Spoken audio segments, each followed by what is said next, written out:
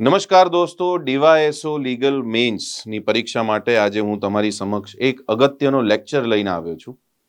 તમારી પરીક્ષાનું રિઝલ્ટ આવી ગયું છે. પ્રિલિમ પરીક્ષા તમે ઉત્તીર્ણ કરી ચૂક્યા છો અને હવે મેન્સની પરીક્ષાના 400 માર્ક્સનું જે ક્વેશ્ચન પેપર છે, આખી આપણી એક્ઝામ છે, એ તમે બધા લખવા જઈ રહ્યા છો.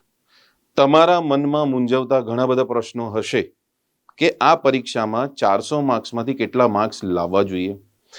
મેન્સની પરીક્ષામાં જે વિષયો છે, કાયદો, ગુજરાતી ઇંગ્લિશ ભાષા અને સામાન્ય અભ્યાસ, તો આ 400 માર્ક્સના પેપરમાં કઈ રીતના આપણે લખવું જોઈએ કે જેનાથી આપણું લખાણ ચોક્કસ હોય અને સારા માર્ક્સ મળે.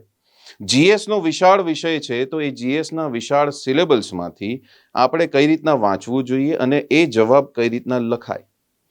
બીજો પ્રશ્ન રહેતો હશે ભાષા વિશે, કે અંગ્રેજી ભાષા, ગુજરાતના ઘણા બધા સ્ટુડન્ટ્સ એવા છે કે જેમની અંગ્રેજી ભાષાની પકડ થોડીક ઓછી હોય છે, તો અંગ્રેજી ભાષામાં પણ આપણે કઈ રીતના પ્રભુત્વ મેળવી શકીએ, સેન્ટેન્સ ફોર્મેશન કઈ રીતના કરી શકીએ, અંદર જે ડિટેલમાં પ્રશ્નો પૂછાવાના છે એનો જવાબ આપણે કઈ રીતના લખીશું, અને ગુજરાતીમાં આપણે રોકડિયા માર્ક્સ કઈ રીતના મેળવી શકીએ. ઘણા વિદ્યાર્થીઓને એવો પ્રશ્ન હશે કે કાયદા વિશે એમની જોડે પ્રશ્નો અવેલેબલ નથી. હા, તમે બધા વકીલ છો તો તમને કાયદાનું જ્ઞાન તો હશે, કાયદાનું નોલેજ તો હશે, પણ કાયદામાંથી કયા પ્રકારના પ્રશ્નો પૂછાશે, એનો જવાબ કઈ રીતના લખવાનો. મેન્સની પરીક્ષામાં ડિસ્ક્રિપ્ટિવ આન્સર રાઇટિંગમાં આપણે કઈ રીતના, કઈ પદ્ધતિથી જવાબ લખવા જોઈએ, એનું ફોર્મેટ શું હોય, સ્ટ્રક્ચર શું હોય, ટાઈમિંગ કઈ રીતના મેનેજ કરવાનો કે આપણું પેપર છૂટે નહીં. તો આ બધા મુદ્દાના જવાબ આજે હું લઈને આવ્યો છું.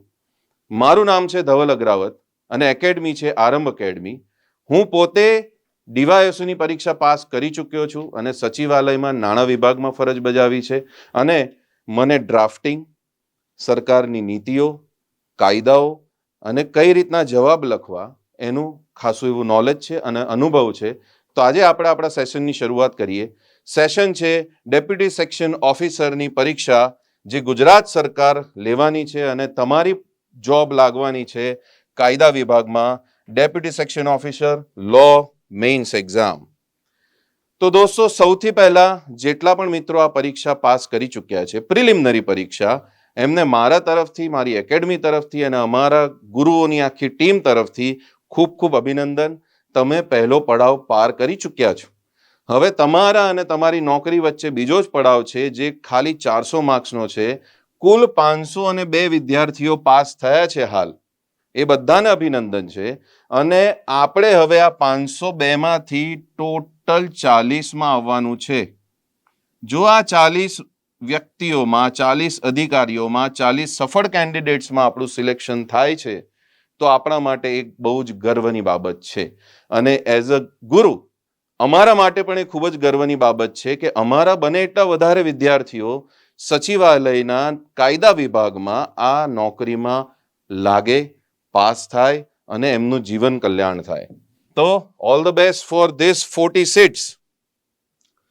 સચિવાલયની નોકરી વિશે હું બેઝિક ચર્ચા કરું, કારણ કે હું પોતે સચિવાલયમાં નોકરી કરી ચૂક્યો છું.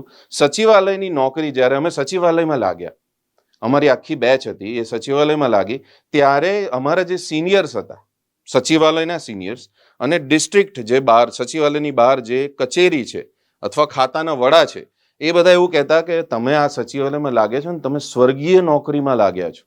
ત્યારે અમને નવા હતા, ફ્રેશર્સ હતા, એટલે સમજાતું નહોતું. પણ સચિવાલયની જો નોકરી છે, જે તમારા રિલેટિવ હોય કે ફ્રેન્ડ્સ હોય, જે ડિસ્ટ્રિક્ટમાં કામ કરતા હોય કે સચિવાલયમાં કામ કરતા, એમને પૂછી જો. સચિવાલયની નોકરી એક સ્વર્ગીય નોકરી કહેવાય છે. એના ઘણા કારણો છે. નંબર 1 ઇઝ સચિવાલય is the apex body of government. સરકારની સર્વોચ્ચ સંસ્થા એટલે સચિવાલય. સચિવાલયમાં વિભાગ હોય છે જેને ડિપાર્ટમેન્ટ કહેવાય, અને સચિવાલયની નીચે દરેક રાજ્ય માટે, દરેક ડિસ્ટ્રિક્ટ માટે કચેરી હોય, જેને કમિશનરેટ કહેવાય, ડિરેક્ટર કહેવાય, તાલુકાની કચેરી હોય, ગ્રામ પંચાયતની કચેરી હોય. સચિવાલય is the apex body of the government. એટલે તમને સરકારની સર્વોચ્ચ ઇન્સ્ટિટ્યુશનમાં જોબ કરવાનું, સેવા આપવાનો એક મોકો મળે છે. અને એ તમે જ્યારે જોબમાં લાગશો ત્યારે તમને ખ્યાલ આવશે કે હું કેમ આવું કહી રહ્યો છું. નંબર 2, કામગીરી. સચિવાલયની કામગીરી સમગ્ર રાજ્ય માટે હોય છે. સમગ્ર રાજ્ય માટે તમારે કામ કરવાનું છે. દરેક પ્રોફાઇલમાં આવું એક એલિટ વસ્તુ આપણને મળતી નથી. સમગ્ર રાજ્ય માટે તમે કામ કરશો, તમે કયા કયા કામ કરશો એ પણ આપણે સમજવું જરૂરી છે. તો તમે પોલિસી મેકિંગ કરશો.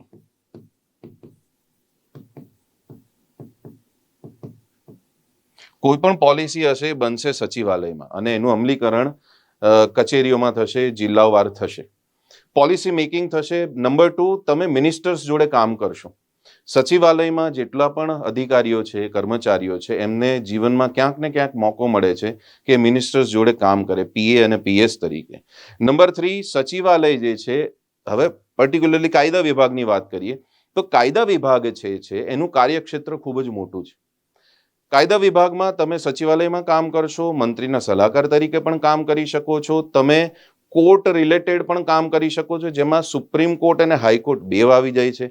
કાયદા વિભાગ સાથે સંલગ્ન છે સંસદીય બાબત અને વૈધાનિક બાબતનો પણ એક વિભાગ છે, જેમાં પણ તમે કામ કરશો કે જેથી કોઈ પણ લીગલ ડ્રાફ્ટિંગ હોય, જે તમારા એક્ઝામનો એક સબ્જેક્ટ પણ છે, ટોપિક પણ છે, રાઈટ. લીગલ ડ્રાફ્ટિંગનું કામ કરશો, તમે નોંધ મૂકશો, તમે પરિપત્ર બહાર પાડશો, તમે ઠરાવ બહાર પાડશો. તો તમારું મુખ્ય કામ છે પેનથી કામ કરવાનું છે અને તમે ફાઇલમાં જેટલી પણ વસ્તુઓ લખશો એનાથી આખા ગુજરાતમાં અસર પડશે. એટલે એનું કાર્યક્ષેત્ર ખૂબ જ મોટું છે. દોસ્તો, કાયદા વિભાગની વાત કરીએ તો કાયદા વિભાગમાં જો તમે ડીવાયએસઓ તરીકે પ્રમોશનમાં લાગો છો, ડીવાયએસઓ તરીકે લાગો છો, તો તમારા પ્રમોશન થવાના ચાન્સીસ પણ ખૂબ જ વધારે હોય છે. જે મહેકમ ડિપાર્ટમેન્ટ, મહેકમની જે શાખા હોય એ આનો બધો ડેટા રાખે અને તમને ફટાફટ પ્રમોશન મળે. ડીવાયએસઓ થી તમે એસઓ થાવ, એસઓ થી under secretary, deputy secretary, joint secretary, પછી સેક્રેટરી. તો તમારા ફ્યુચરના સ્કોપ પણ પ્રમોશન વાઇઝ બહુ જ સારા છે. અને હાલ તમે જો પરીક્ષા પાસ કરીને ડીવાયએસઓમાં લાગો છો તો એનું પગાર ધોરણ પણ ખૂબ જ સારું છે. કાર્યક્ષેત્ર મેં તમને સમજાવ્યું એમ કાર્યક્ષેત્ર આખા ગુજરાતમાં છે અને તમે કાયદા વિભાગમાં રહી અને સંસદીય અને વૈધાનિક બાબતોમાં પણ કામ કરી શકો છો. વર્ક કલ્ચર જે છે, સચિવાલયનું વર્ક કલ્ચર જે છે એ તમને સર્વાંગી વિકાસ માટે એક વાતાવરણ પૂરું પાડે છે. સચિવાલયમાં ટાઈમિંગ બાબતે જોઈએ તો ઓફિસ સવારે 10:30 થી લઈને સાંજે 6:10 સુધી જ હોય છે. હાલ જે વહીવટી આયોગ આવ્યો, વહીવટી ARC, આપણે એડમિનિસ્ટ્રેટિવ રિફોર્મ કમિશન, એને એક નવી સલાહ આપી કે પ્રજા માટે અને જે કર્મચારીઓ અને અધિકારીઓ છે એમના પોતાના એક ઇન્ડિવિજ્યુઅલ અને સર્વાંગી વિકાસ માટે આ સમયગાળો આપણે સવારે 9:30 થી સાંજે 5:10 સુધીનો કરીએ. તો સમયગાળો ફિક્સ છે. સચિવાલયમાં મોટાભાગે ઓવરટાઈમ થતું નથી. બીજું છે, તમને એક પીસ ઓફ માઇન્ડ મળે છે. કેમ? તમારું કામ છે પોલિસી મેકિંગનું. એટલે જિલ્લામાંથી બધી દરખાસ્ત આપની જોડે આવે, તમારે એને એનાલિસિસ કરવાનું, વિચારવાનું, તમને વિચારવાનો પૂરતો સમય મળે અને તમે સચિવાલયમાં એ નોંધ લખો ફાઇલમાં, જેમાં આપણે શરૂઆતમાં લખવું પડે સાદર રજૂ અને પછી છેલ્લે આપણે લખીએ રાજ્યપાલના હુકમથી અને તેના નામે. તો બધો દિમાગનો ખેલ છે. એટલે તમારી પરીક્ષાનો જે સિલેબસ છે એ એવી રીતના ઘડવામાં આવ્યો છે દોસ્તો કે તમે પરીક્ષા જો પાસ કરશો તો તમારામાં એવી ક્વોલિટી અને તમારામાં એવી સ્કિલ છે કે જે સચિવાલયમાં તમે જશો અને તમે ઓન પેપર જ્યારે કામ કરશો, પ્રેક્ટિકલી રિયાલિટીમાં, તો તમને તકલીફ પડશે નહીં. એટલે આ પરીક્ષાનું માળખું જ એવી રીતના રાખવામાં આવ્યું છે કે જે વિદ્યાર્થી સચિવાલયમાં સ્કિલ્સ રિક્વાયર્ડ છે એ પરીક્ષામાં બતાવશે તો એ ઉત્તીર્ણ થશે. અને આજના લેક્ચરમાં એ સ્કિલ કઈ રીતના ડેવલપ થાય એ સમજાવવા માટે પણ હું આવ્યો છું. તો સચિવાલયનું કલ્ચર વિશે આપણે જાણી લીધું. ઘણી બધી બાબતો છે, પણ આપણે આગળ વધીએ. તો દોસ્તો, સફળતા માટેનું આ તમારું છેલ્લું પગલું છે, લાસ્ટ સ્ટેપ. સિંહની છલાંગ મારવાની છે આપણે અને તમારી સફળતા વચ્ચે રહેલું છે 400 માર્ક્સની એક્ઝામ, મેઇન્સ એક્ઝામ, જેમાં આપણી જોડે 4 વિષયો છે. 2 ભાષા, એટલે કે એક ગુજરાતી, બીજું અંગ્રેજી, એક છે સામાન્ય અભ્યાસ. સામાન્ય અભ્યાસ છે દોસ્તો, સામાન્ય જ્ઞાન નહીં. હું હંમેશા વિદ્યાર્થી મિત્રોને કહું છું કે સામાન્ય જ્ઞાનની પરીક્ષા અને સામાન્ય અભ્યાસની પરીક્ષા હંમેશા અલગ અલગ પદ્ધતિથી પાસ કરાય. પ્રિલિમિનરી પરીક્ષા તમે પાસ કરી છે, MCQ બેઝ એક્ઝામ આપી છે, ખૂબ સારી બાબત છે, પણ એ મોસ્ટલી તમારું સામાન્ય જ્ઞાન ચેક કરે છે. તમને સામેથી જવાબ આપી દેવામાં આવે છે અને તમારે જવાબ પસંદ કરવાના છે. અહીંયા તમારે જવાબ પસંદ નથી કરવાના, અહીંયા તમારે જવાબ લખવાના છે. એટલે તમારી અંદર એક ક્રિએટિવિટી હોવી જોઈએ, એક નોલેજ હોવું જોઈએ, અને ત્રીજું છે તમારી અંદર એક રાઇટિંગ સ્કિલ હોવી જોઈએ, જે અધિકારીમાં રિક્વાયર્ડ છે. સામાન્ય અભ્યાસનું 100 માર્ક્સ અને કાયદાનો વિષય છે. તમે બધા LLB કરેલા છો, કાયદો તમે ભણ્યા છો, પ્રિલિમની પરીક્ષામાં પણ તમે કાયદો ભણ્યા છો, પણ કાયદા ઉપર જે પ્રશ્ન પૂછાશે એને કઈ રીતના લખવું, તમારી લેખન છટા તમારે કઈ રીતના બતાવવી, તમારે કયા શબ્દોનો પ્રયોગ કરવો, કયા શબ્દો રહી ના જવા જોઈએ, અને આ બધું કરતા કરતા ટાઈમ મેનેજમેન્ટ કઈ રીતના કરવું કે જેથી પેપર છૂટે નહીં, આ ટેકનિકલ બાબત તમારે શીખવાની ખૂબ જ જરૂર છે દોસ્તો. તો ગુજરાતી, ઇંગ્લિશ, સામાન્ય અભ્યાસ અને કાયદો. તો હવે બે પર્સ્પેક્ટિવમાં આ વસ્તુને જોવાનું છે. નંબર 1 છે કે આ 400 માંથી મેક્સિમમ માર્ક્સ લાવવા માટેની ટેકનિક કઈ, અને નંબર 2 પેપર વાઇઝ કે 100 માર્ક્સના 4 પેપર છે, તો એ 4 પેપરમાંથી 100 માંથી આ વિષયમાં મિનિમમ આટલા માર્ક્સ લાવવા જ પડે, ઇંગ્લિશમાં આટલા માર્ક્સ લાવવા જ પડે, ગુજરાતીમાં લાવવા પડે, એ પણ સ્ટ્રેટેજી આપણે ડિઝાઇન કરવાની છે દોસ્તો. અને એ સ્ટ્રેટેજી તમે બનાવશો, એ ટેલેન્ટેડ વ્યક્તિ તમે થશો, તો તમે 100% આ પરીક્ષા પાસ કરશો, કારણ કે તમારી અંદર નોલેજ તો છે જ.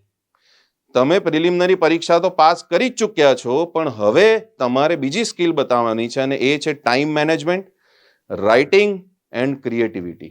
દોસ્તો આગળ વધીએ, ડિટેલમાં બધી ચર્ચા કરીશું આપણે. આના બાબતે હું પહેલા જ બેચનું અનાઉન્સમેન્ટ કરી દઉં છું, પછી આપણે આગળની વિગતોની ચર્ચા કરીશું. 30 જૂનથી આરંભ એકેડમીમાં આપણે નવી બેચ શરૂ કરી રહ્યા છે, સ્પેશિયલી મેઇન્સ એક્ઝામ માટે.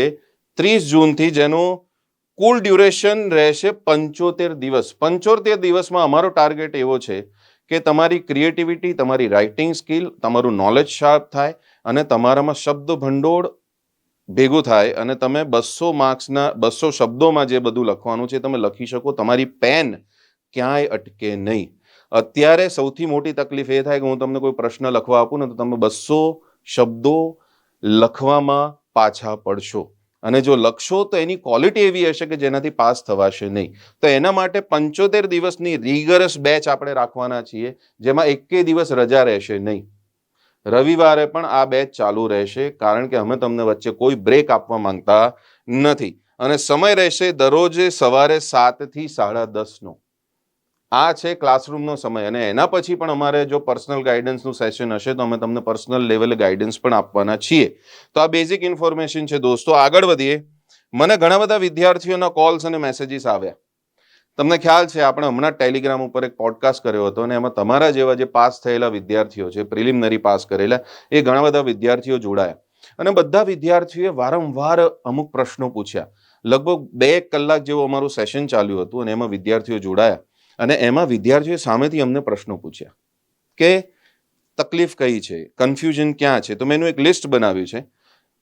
બેચની ખાસિયતો તો હું તમને હમણાં સમજાવીશ, પણ તમને એની પહેલા બતાવું કે પરીક્ષામાં તમને કઈ કઈ તકલીફ છે અને કયા કયા વિષયોના પ્રશ્નો આવ્યા. તો પહેલો પ્રશ્ન હતો કે કાયદા વિષયના પ્રશ્નો નથી મળી રહ્યા, શું કરવું. બીજો હતો અંગ્રેજી વિષયમાં જવાબ કઈ રીતે લખવા, એનું ફોર્મેટ શું હોય, વધુ માર્ક્સ કઈ રીતના લાવવા. આ તમારી બેઝિક તકલીફ છે દોસ્તો. ગુજરાતીમાં પણ સેમ તકલીફ છે, અને જોડણીમાં ભૂલો થાય છે. GS નો વિશાળ સિલેબસ છે, શું વાંચવું, શું કરવું, કઈ રીતના જવાબ લખવો, શું તેના સવાલ જે હોય એના જવાબ તૈયાર મળે ખરા, એટલે સેમ્પલ આન્સર્સ મળે ખરા. અગાઉની પરીક્ષાઓનો ટ્રેન્ડ જોતા પાસ થવા માટે કેટલા માર્ક્સ જરૂરી છે. શું DYSO લીગલની પરીક્ષા પાસ કરવા માટે અગાઉની પરીક્ષા પાસ કરેલા શિક્ષકો પાસેથી રૂબરૂમાં માર્ગદર્શન મળે તો બહુ જ સારું છે. GPSCની કોઈ પણ મુખ્ય પરીક્ષા પાસ કરવા માટે લેખન કૌશલ કેવું હોવું જોઈએ. પ્રેક્ટિસ લખી છે, પણ એની ચકાસણી કેવી રીતના કરાવી. સુપ્રીમ કોર્ટ, હાઈકોર્ટના જે સરકારના કાયદાઓ છે જે અવનવર પરીક્ષામાં પૂછાય છે, એનું મટીરિયલ ક્યાંથી મેળવવું. તો દોસ્તો આવા ઘણા બધા સવાલ તમારા છે, અને એ સવાલના જવાબ આપણે આપવાના છીએ, અને આ બધા જ સવાલના જવાબ તમને આપણી બેચમાં પણ મળવાની છે. બેચની ખાસિયતો શું રહેશે, તો કે રિગરસલી મેં કીધું એમ 75 ડેઝ 75 દિવસની આપણી બેચ રહેશે, જેમાં અમે તમારી પાછળ પડી જવાના છીએ. તમને છોડીશું નહીં જ્યાં સુધી આપણે એક્ઝામ ક્લિયર ના થાય, અને તમારું લેવલ એવું ના થાય કે અમને પણ કોન્ફિડન્સ આવે ને તમને પણ કોન્ફિડન્સ આવે કે હવે આ પરીક્ષામાં હું જઈને લખીશ ને તો ક્યાંય પાછો કે પાછી નહીં પડું. એ લેવલનું આપણે તમારી પાછળ મહેનત કરવાના છીએ, ક્લાસરૂમમાં દરરોજ લેક્ચર સાથે આન્સર રાઇટિંગની પ્રેક્ટિસ કરાવવામાં આવશે દોસ્તો. એટલે ક્લાસરૂમમાં જ્યારે પણ તમે ભણશો ત્યારે પહેલા તો તમારું સ્ટડી સેશન હશે. તમે ઓલરેડી પ્રિલિમ પાસ કરીને આવ્યા છો એટલે તમારામાં નોલેજ છે, પણ એ નોલેજ જે છે એ પ્રિલિમિનરી લેવલ સુધીનું છે. મેન્સના પ્રશ્નો કેવા પૂછાય છે, પ્રીવિયસ યર્સના ક્વેશ્ચન પેપર લઈએ અને એનું એનાલિસિસ કરો તો અમને એટલો ખ્યાલ છે કે તમારા એ જે નોલેજ છે જેનાથી તમે પ્રિલિમિનરી એક્ઝામ પાસ કરી છે એને પણ બ્રશઅપ કરવું જરૂરી છે. અને એવી રીતના બ્રશઅપ કરવું જરૂરી છે કે એ નોલેજ તમારું જે છે કન્વર્ટ થાય તમારું નોલેજ ક્રિએટિવિટીમાં. તમને જે ખ્યાલ છે એને તમે સારી રીતના લખી શકો, એ નોલેજને તમે પેજ ઉપર ઉતારી શકો. તમારા માથામાં, તમારા દિમાગમાં, તમારા બ્રેઇનમાં નોલેજ છે, પણ એ નોલેજને તમારે હાથ દ્વારા પેન વડે કાગળમાં ઉતારવાનું છે 200 શબ્દોમાં. એ પ્રેક્ટિસ કઈ રીતના કરવાની અને એ પ્રકારનું નોલેજ ડેવલપ કરવા માટે આપણે answer writing sessions every day રાખીશું, જેમાં તમારો લેક્ચર હશે, તમારું નોલેજ બ્રશઅપ કરાશે અને એ ટોપિક ઉપરથી તમને દરરોજ આન્સર ક્લાસરૂમમાં બેઠા બેઠા લાઈવમાં લખવામાં આવશે અને એનું ચેકિંગ થશે. ચેકિંગ કોણ કરશે? તો કે હું અને મારા જેવા જે પાસ થયેલા અધિકારીઓ છે, જેને આ પરીક્ષાનો નોલેજ છે, એ બધા તમને સપોર્ટ કરશે અને એનાથી તમારી સ્કિલ ખૂબ જ ડેવલપ થશે. પ્રેક્ટિસ અને જવાબ સુધારણા કાર્યક્રમ પણ રહેશે દોસ્તો.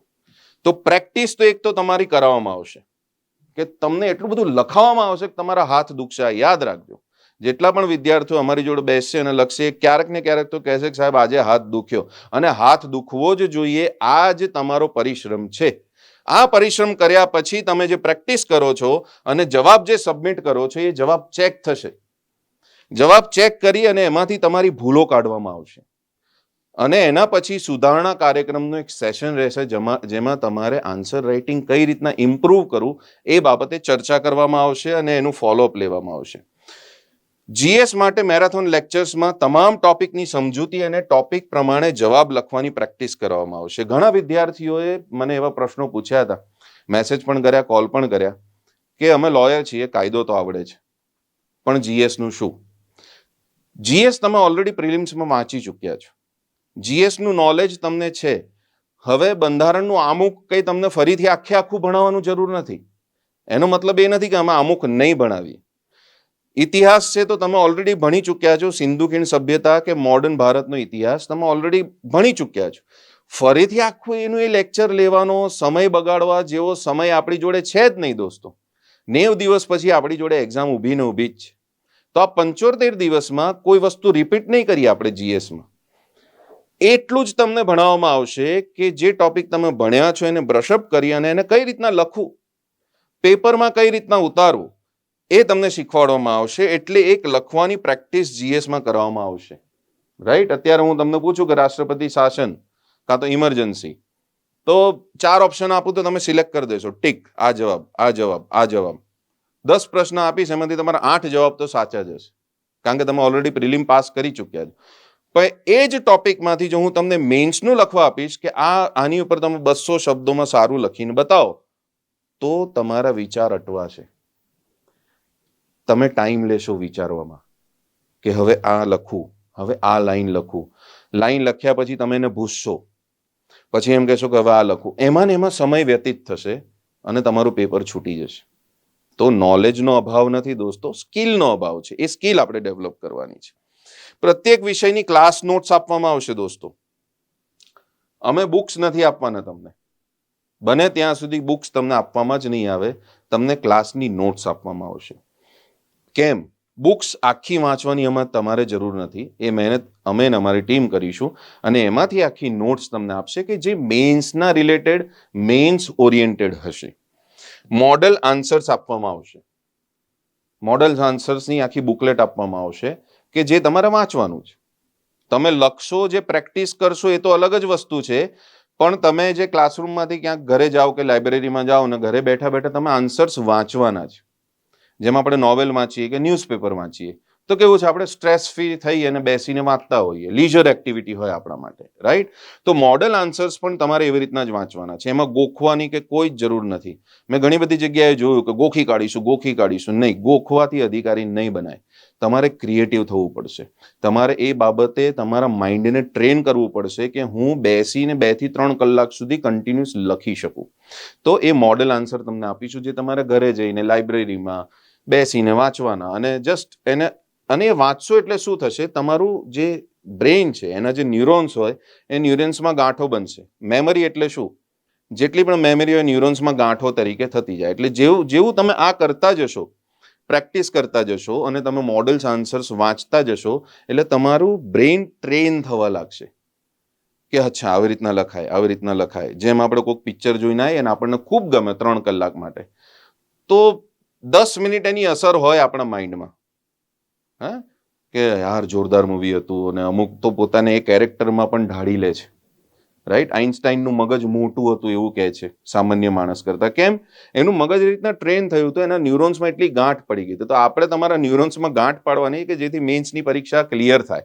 તો એનું બીજું આપણું વેપન છે મોડેલ આન્સર. ત્રીજું છે ફોર્મેટનું આખું પેમ્પલેટ આપવામાં આવશે. ઇંગ્લિશ અને ગુજરાતીમાં ભાષાના વિષયમાં આપણી જોડે પેમ્પલેટ તૈયાર છે કે ભાઈ આ પ્રશ્ન પૂછાય તો આ ફોર્મેટમાં લખવાનો. પત્ર લખવો છે કે અહેવાલ લખવો છે, બધા જ પ્રશ્નો છે, તો એનું એક ફોર્મેટ છે, એ ગોખી કાઢવાનું. એમાંથી ક્યારે આપણે હટવાનું નથી. હા, એને આપણે સ્ટ્રિક્ટલી ફોલો કરીશું, પણ અંદર જે વાક્ય રચના રાખીશું એ આપણી ક્રિએટિવ રહેશે. એના પેમ્પલેટ આપવામાં આવશે. ક્વેશ્ચન બેંક તમારા માટે તૈયાર કરવામાં આવી છે. એક ક્વેશ્ચન બેંક તમને આપવામાં આવશે, એટલે અઢળક દરેક વિષયના તમને ક્વેશ્ચન્સ આપીશું, અને એક પ્રેક્ટિસ બુક આપીશું. પ્રેક્ટિસ બુક શેના માટે? કારણ કે તમે જુઓ તો આપણી જે આન્સર કી છે, તમારી આન્સર કી આવી રીતના આપશે જીપીએસસી, જે આખી બ્લેન્ક હશે. તો આ બ્લેન્કમાં કઈ રીતના લખવાનું? ઘણા વિદ્યાર્થીઓ લખે ને તો એની લાઈન આમ ઉપર જાય, આડી જાય. ઘણા વિદ્યાર્થીઓને માર્જિનનો પ્રોબ્લેમ થાય, અમુક શબ્દો આ હાંસિયાની બહાર જતા રહે, રાઈટ? તો આની પણ એક પ્રેક્ટિસ કરવી પડશે ને. પરીક્ષામાં પાસ થવું હોય અને તમારે સચિવાલયમાં જ્યારે બેસો ત્યારે ફાઇલમાં બ્લેન્ક પેજીસ જ આવશે, એમાં જ તમે લખશો કે આવું કરીએ, સરકારશ્રીનો આ નિયમ છે, આ નિયમ. તો દોસ્તો, એ બધી વસ્તુઓની પ્રેક્ટિસ માટે આપણે તમને પ્રેક્ટિસ બુક પણ આપીશું. તો તમારા માટે બહુ ડિટેલમાં અમે પ્લાનિંગ કર્યું છે કે જેનાથી અમને એવું થાય કે હા, અમે અમારા વિદ્યાર્થીઓ પાછળ ખરેખર મહેનત કરી છે.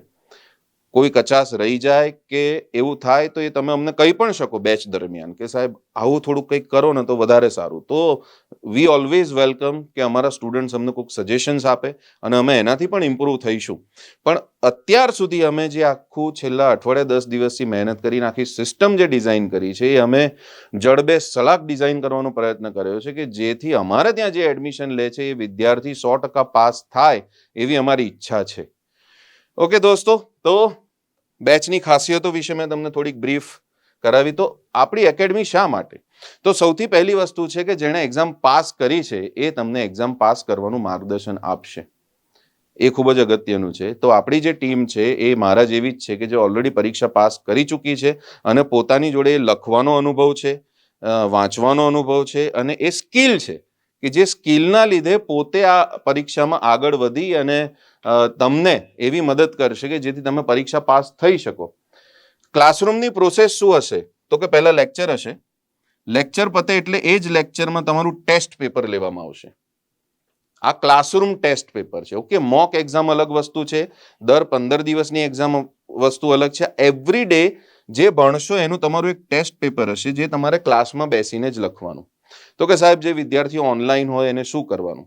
તો દોસ્તો, મારું એવું માનવું છે કે મેઇન્સ એક્ઝામ માટે એક ગુરુકુળ પદ્ધતિ ખૂબ જ અગત્યની છે કે જેમાં વિદ્યાર્થી ગુરુ સાથે બેસી અને 1 બાય 1 રૂબરૂમાં ચર્ચા કરી અને એનો જવાબ ચકાસે અને એને ઇમ્પ્રુવમેન્ટ લાવે. પણ હવે ઘણા વિદ્યાર્થીઓએ મને એવો પ્રશ્ન પૂછ્યો હતો કે સાહેબ અમારી નોકરી ઓલરેડી ચાલુ જ છે. હમણાં લેક્ચર રેકોર્ડ કરતો તો એની પહેલા જ એક વિદ્યાર્થીનો કોલ આવ્યો કે સાહેબ હું બરોડામાં જોબ કરું છું અને હવે મારે ગાંધીનગર આવી શકાય એવું નથી, તો તમે ઓનલાઈન કંઈક સેટ કરી આપો તો સારું. કે જેનાથી હું ક્વેશ્ચન પેપર લખી અને ક્વેશ્ચન પેપર તમને મોકલું અને એ હું ચકાસી એટલે અમે એને ચકાસી અને તમે અમને પાછું આપો અને કોક ના કોક રીતે કમ્યુનિકેશન થાય કે મારું પેપર ચકાસીને મારી પાસે પાછું આવે ત્યારે હું ફોન ઉપર આ માર્ગદર્શન લઈ શકું કે ઇલેક્ટ્રોનિક માધ્યમથી આ માર્ગદર્શન લઈ શકું. તો એ પ્રકારની પણ આપણે વ્યવસ્થા ગોઠવી છે દોસ્તો, કે જે વિદ્યાર્થીઓ નથી હું આગ્રહ રાખું છું કે ક્લાસરૂમમાં આવીને જ ભણે. તો જે વિદ્યાર્થીઓ ખરેખર ગાંધીનગર આવી શકે છે કે ગાંધીનગરમાં જ રહે છે, ઓફિસમાં રજા મૂકી શકે છે, તો એણે ખરેખર રજા મૂકીને આવવું જોઈએ કે જેનાથી અમે તમને બેસ્ટ રિઝલ્ટ આપી શકીએ અને તમારી પાછળ મહેનત કરી શકીએ. ઓનલાઈન વિદ્યાર્થીઓ છે એની પાછળ પણ એટલી જ મહેનત કરવામાં આવશે, રાઈટ. તો એમાં રિગરસલી તમારે પણ અમારી પાછળ પડી જવું જોઈએ કે જ્યારે તમે ઓનલાઈન કોર્સમાં જોડાઓ છો કે હાઇબ્રિડ કોર્સમાં જોડાઓ છો તો તમારે એ પ્રકારનું પોતાનું માઇન્ડ ટ્રેન કરવું પડશે કે જે અમે ક્લાસરૂમમાં કરાવીએ છીએ એ જ વસ્તુ તમે ઘરે બેસીને પણ જાતે કરી શકો, રાઈટ.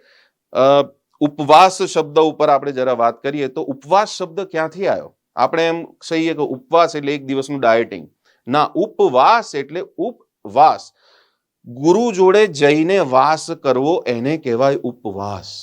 અને આ તો વૈદિક સંસ્કૃતિનો શબ્દ છે અને ત્યારે એવું હતું કે ગુરુ જોડે જઈ આશ્રમમાં રહી અને રાજાઓ અને રાજકુંવરો કે પ્રિન્સ હોય એ લોકો જઈ અને વિદ્યા મેળવતા અને વિદ્યા મેળવી પછી પાછા પોતાના રાજ્યમાં જતા. પણ હવે જમાનો ડિજિટલ છે તો આપણે ડિજિટલ ઉપવાસ પણ કરવાનો છે કે જેમાં વિદ્યાર્થીઓએ ખરેખર ધ્યાન રાખવાનું છે કે તમે ભલે બરોડા હોવ, સુરત હોવ, પાલનપુર હોવ, ડીસા હોવ કે રાજકોટ હોવ, કચ્છમાં હોવ, ગમે ત્યાં હોવ, તમારે એ પ્રકારના માઇન્ડસેટથી તૈયારી કરવાની છે કે હા, પરીક્ષામાં જે મહેનત કરાવડાવે છે સર એ હું કરીશ અને જવાબ મોકલીશ, જવાબ ચકાસી અને મને જે સલાહ આપે છે એ સલાહ હું ફોલો કરીશ, રાઈટ. તો ટેસ્ટ પેપર છે, દરરોજ લેક્ચર પછી તમારું ટેસ્ટ પેપર, પછી એ જવાબની ચકાસણી થશે અને એના ઇમ્પ્રુવમેન્ટના સજેશન આપવામાં આવશે જે તમારે એના પછીના દિવસના જે ટેસ્ટ સિરીઝ હોય એમાં તમારે ઇમ્પ્રુવમેન્ટ કરવા માટે ઘરે જઈને પણ લાઇબ્રેરીમાં જઈને પણ એ વિચારવાનું ને કામ કરવાનું. 75 દિવસની બેચ દરરોજ 3+ કલાકની તૈયારી કરી અને સંપૂર્ણ અભ્યાસ પૂર્ણ કરવાનો પ્રયત્ન કરીશું. દરરોજ આન્સર રાઇટિંગ પ્રેક્ટિસ, દર 15 દિવસે ક્લાસરૂમમાં એક્ઝામ રહેશે. એવરીડે આન્સર રાઇટિંગ પ્રેક્ટિસ તો રહેશે જ, પણ દર 15 દિવસે ક્લાસરૂમમાં એક્ઝામ રહેશે અને કોર્સના અંતે અમે 7 મેગા ટેસ્ટ આપીશું. 7 મેગા ટેસ્ટનો મતલબ શું? 4 પેપર, એક ટેસ્ટ એટલે 4 પેપર, એટલે ટોટલ 28 પેપર થશે કોર્સ પત્યા પછી. અને એ સાથે મોક એક્ઝામ પતશે પછી તરત તમારી એક્ઝામ આવી ગઈ હશે. એટલે તમે શું છે, આમ તમારું ખૂન લોહી ગરમ હશે કે હવે પરીક્ષા આવી જ, હવે હું લખી કાઢું. તો અમારા એકેડમીમાં જે વિદ્યાર્થીઓ એડમિશન લે છે એને આ 7 મોક એક્ઝામના પેપર ફ્રીમાં આપવામાં આવશે અને એમની ચકાસણી કરવામાં આવશે. ઓકે દોસ્તો, આઈ હોપ તમને આ બધું સમજાઈ રહ્યું છે. હવે આપણે ટેકનિકલ એનાલિસિસમાં આગળ વધીએ. તો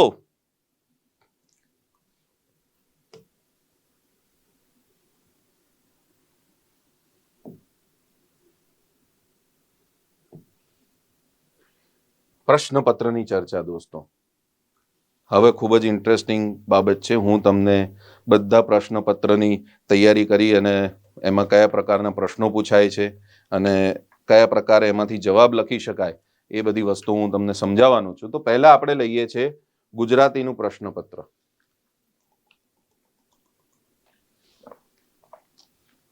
ગુજરાતી પ્રશ્નપત્ર કુલ 100 માર્ક્સ અને સમય કેટલો? 3 કલાક. કુલ 100 માર્ક્સ અને સમય છે એનો 3 કલાક. હવે દોસ્તો કોઈ પણ પેપર લઈ લો, પેપર 1, 2, 3, 4, 3 કલાકનો સમય તમારી જોડે ફાઇનલ છે. 3 કલાકમાં ધારો કે તમારે 10 જવાબ લખવાના છે. જીએસમાં 10 પ્રશ્નો છે, કાયદામાં 10 પ્રશ્નો છે, 10 જવાબ તમારે લખવાના છે.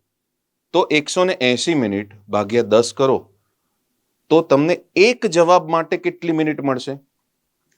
તો કેટલી? 18 મિનિટ.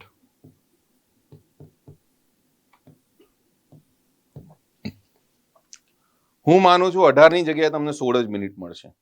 કેમ તો કે પ્રશ્નપત્ર આવશે, તમે જોશો, લખશો, સપ્લિમેન્ટરીમાં આ કરશો, એમાં તમારો થોડોક ટાઈમ તો જશે, શરૂઆતની 2-4 મિનિટ, પછી વચ્ચે તમારો રોલ નંબર લખવા આવે ને એ બધામાં જાય, એટલે તમારે આટલો ટાઈમ થોડોક આપણે બાદ કરીએ.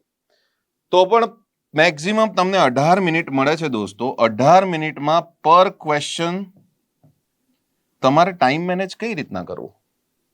અમુક પ્રશ્ન એવા હશે કે જે ફેક્ચ્યુઅલ હશે. ફેક્ચ્યુઅલ મીન્સ શું? કે એકદમ ઓર્થોડોક્સ અને બેઝિક જવાબ હોય કે જે તમારે ખાલી ગોખેલું લખવાનું હોય. અને બીજા ટાઈપના પ્રશ્નો હશે જેમાં તમારે ક્રિએટિવિટી સાથે જવાબ આપવાનો હશે. તો જ્યાં ક્રિએટિવિટી સાથે જવાબ આપવાનો હોય, જેમ કે નિબંધ, એમાં તમારે વિચારવાનો સમય વધારે જોઈએ.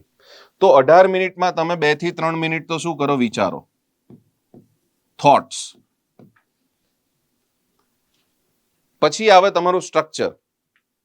તો કે તમારો પેરેગ્રાફ જે ફર્સ્ટ ઇન્ટ્રોડક્શન, પછી તમારા આન્સરની મેઇન બોડી કે જેમાં તમે તમારું જ્ઞાન ઠાલવશો, અને છેલ્લે આવશે કન્ક્લુઝન.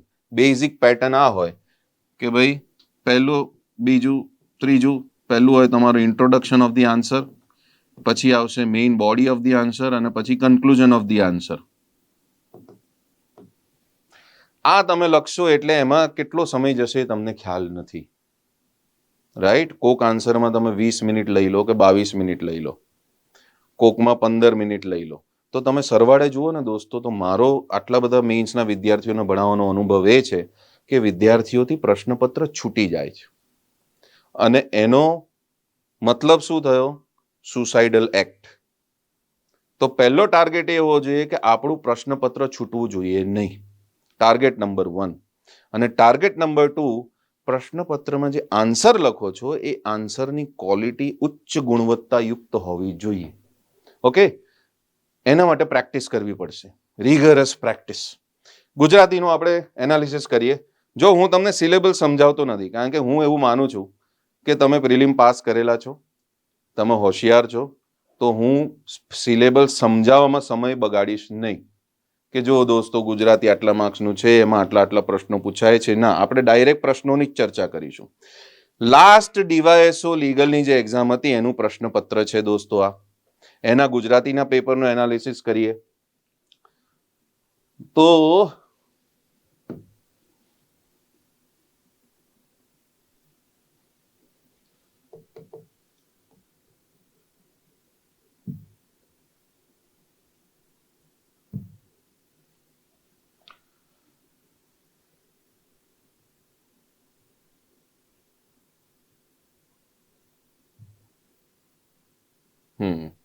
ઓકે, ગુજરાતીના પેપરનું એનાલિસિસ કરીએ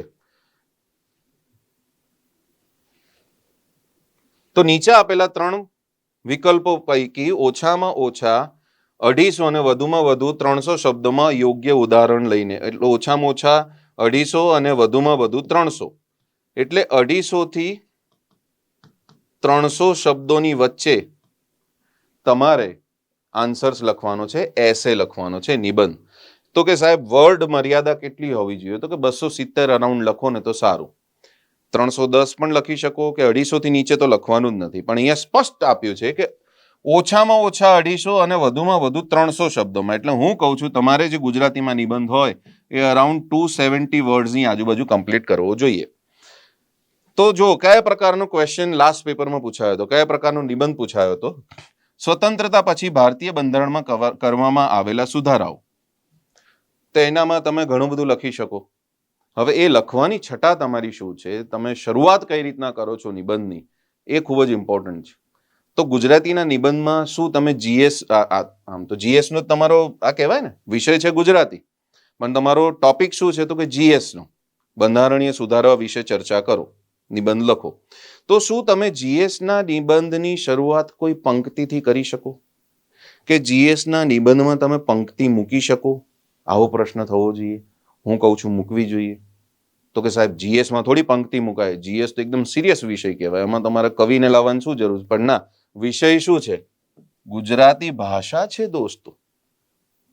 આ સબ્જેક્ટ તમારું ગુજરાતી ભાષાના નોલેજ મુજબ ચેક થશે.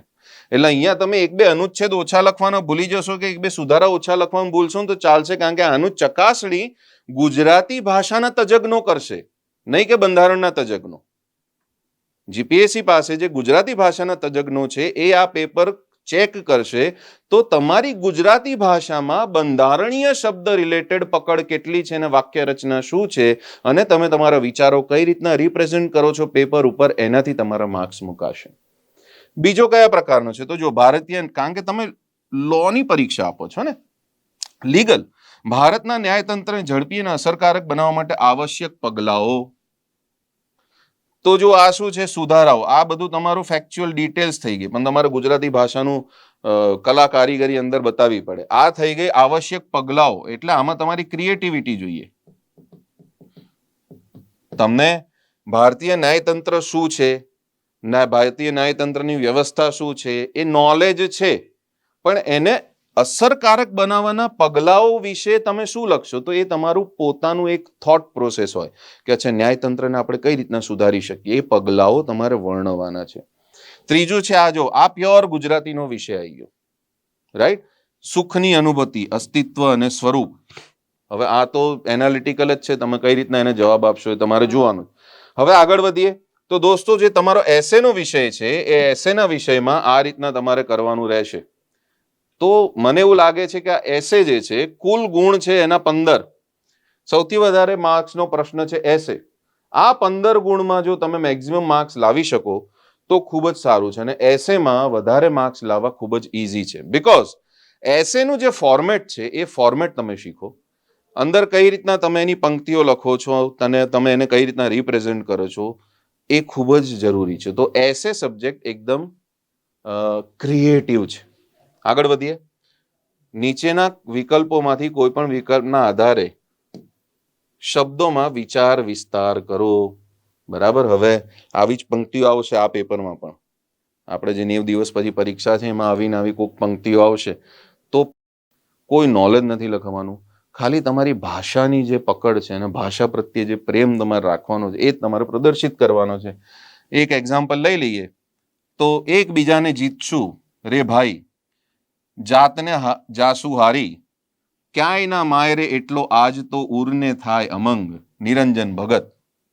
આની ઉપર હવે તમારે 100 શબ્દોમાં લખવાનું છે. તો કેવી રીતના લખશો? પ્રિલિમ તો પાસ કરી લીધી, એમાં તો આવું તો કશું હતું જ નહીં. એકબીજાને જીતશું રે, આ પ્રેમની કવિતા છે. એમ એકબીજાને જીતીશું, ખુદને જઈશું હારી, એમ કે આપણે દો જિસ્મ એક જાન, આપણા બંનેની કોઈ ઇન્ડિવિજ્યુઅલિટી જ નથી. એ હવે આમાં શાહરૂખ ખાનના જેણે પિક્ચરો જોયા હોય, હવે શાહરૂખ ખાનના ડાયલોગ આમાં ના લખાય, રાઈટ? પરીક્ષા છે, અધિકારી બનવાનું છે, એટલે આનો જવાબ, આનો કોઈક વ્યક્તિ જવાબ લખવા જાય અને વધારે પ્રેમાળ થઈ જાય તો એ નુકસાનકારક છે. તો એ પણ આપણે, તો આની પ્રેક્ટિસ કરવી પડે ને દોસ્તો. આગળની લાઈન વાંચો, ક્યાંય ના માયરે એટલો આજ તો ઉરને થાય ઉમંગ. ઉર એટલે શું એ પણ ખબર હોવી જોઈએ ને. ક્યાંય ના એટલે આઈ એમ સો હેપી, એટલે બહુ પ્રેમાળ. હવે આની ઉપર તમારે લખવાનું તમે નક્કી કરો, તે પ્રેક્ટિસ વગર નહીં આવડે દોસ્તો.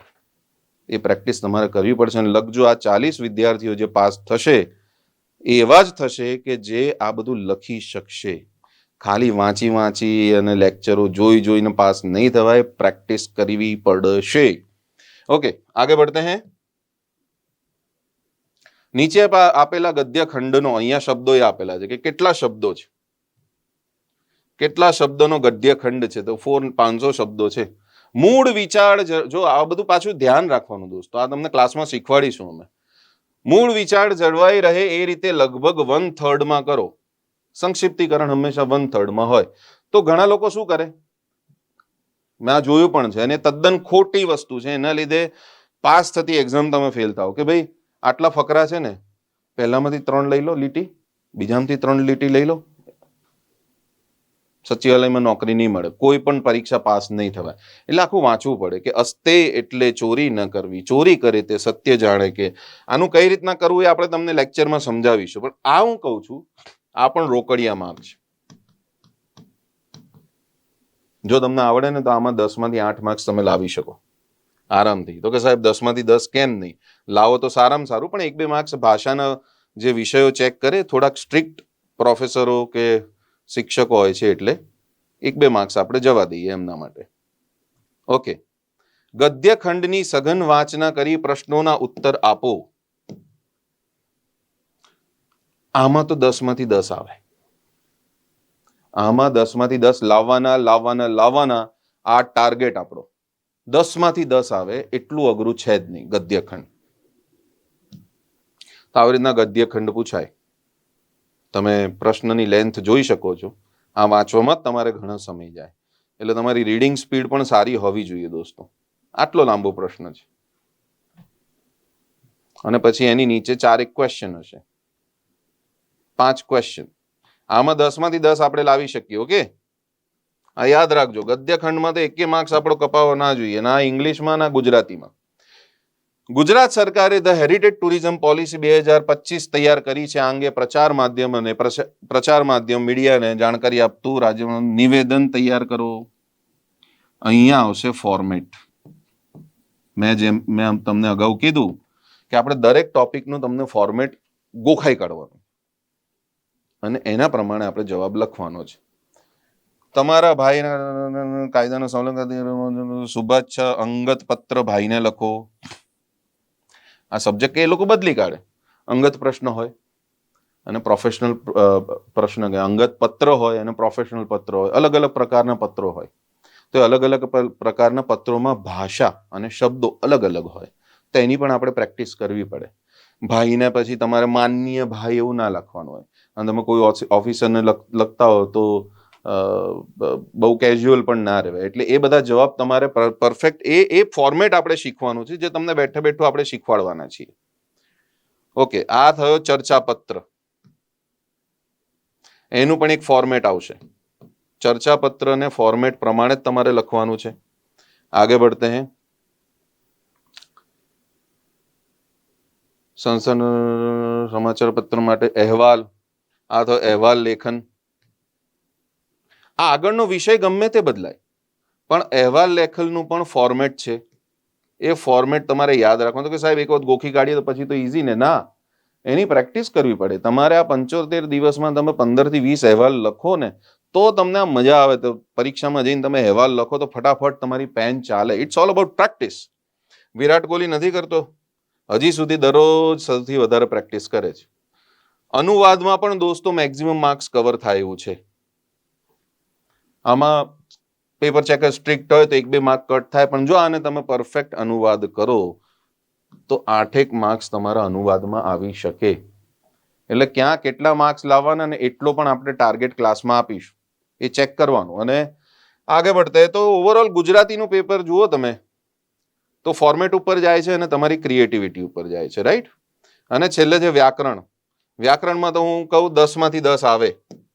વ્યાકરણમાં ગોખણ પટ્ટી જ છે અને અમુક અપવાદ છે, એ તમારે જોવાના. જો હું તમને સમજાવું તો રૂઢિપ્રયોગ ગોખવાના હોય, કહેવત ગોખી નાખવા. આમાં આ બધામાં કેવું છે, સરકારની પોતાની અમુક પુસ્તક છે જેમાં એ લોકો અપવાદ આપેલા છે. એ પુસ્તકોના નામ હું તમને ક્લાસમાં કહીશ જ્યારે આપણા સેશન ચાલુ થશે. એટલે જે અપવાદવાળી જોડણી હોય, અપવાદવાળી સંધિ હોય, એ તમને પૂછાય જ. એટલે 10 માર્ક્સનું જે વ્યાકરણ છે ને, એમાં જો 10 માંથી 10 આવે તો 100% તમે ગુજરાતીમાં જો સારું પરફોર્મ કરશો તો પાસ થવાના ચાન્સીસ વધશે. અને ગુજરાતીમાં સારું પરફોર્મ તમે બહુ ઇઝીલી કરી શકો છો. એમાં પ્રેક્ટિસ જ કરવાની. તો ગુજરાતીનો આપણો ટાર્ગેટ કેટલો હોવો જોઈએ? હું તો કહું છું 70 જો આવી ગયા ને ગુજરાતીમાં, 70 માર્ક્સ, ભયો 70 એટલે બહુ મેક્સિમમ કહું છું, રાઈટ?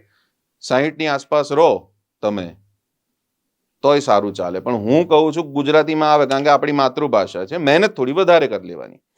આગે बढ़ते हैं. તો આખા 10 માર્ક્સના ગયા વખતના પેપરના પ્રશ્નો છે. હવે આવશે ઇંગ્લિશ વિષય. તો દોસ્તો એ પણ આપણું વિષય જ છે, ભાષા જ છે. તો મેં જે રીતના આપને સમજાવ્યું ગુજરાતીમાં, સેમ એવી રીતના જ જાય છે. કે ઇંગ્લિશ પેપરમાં પણ 2 વસ્તુ છે.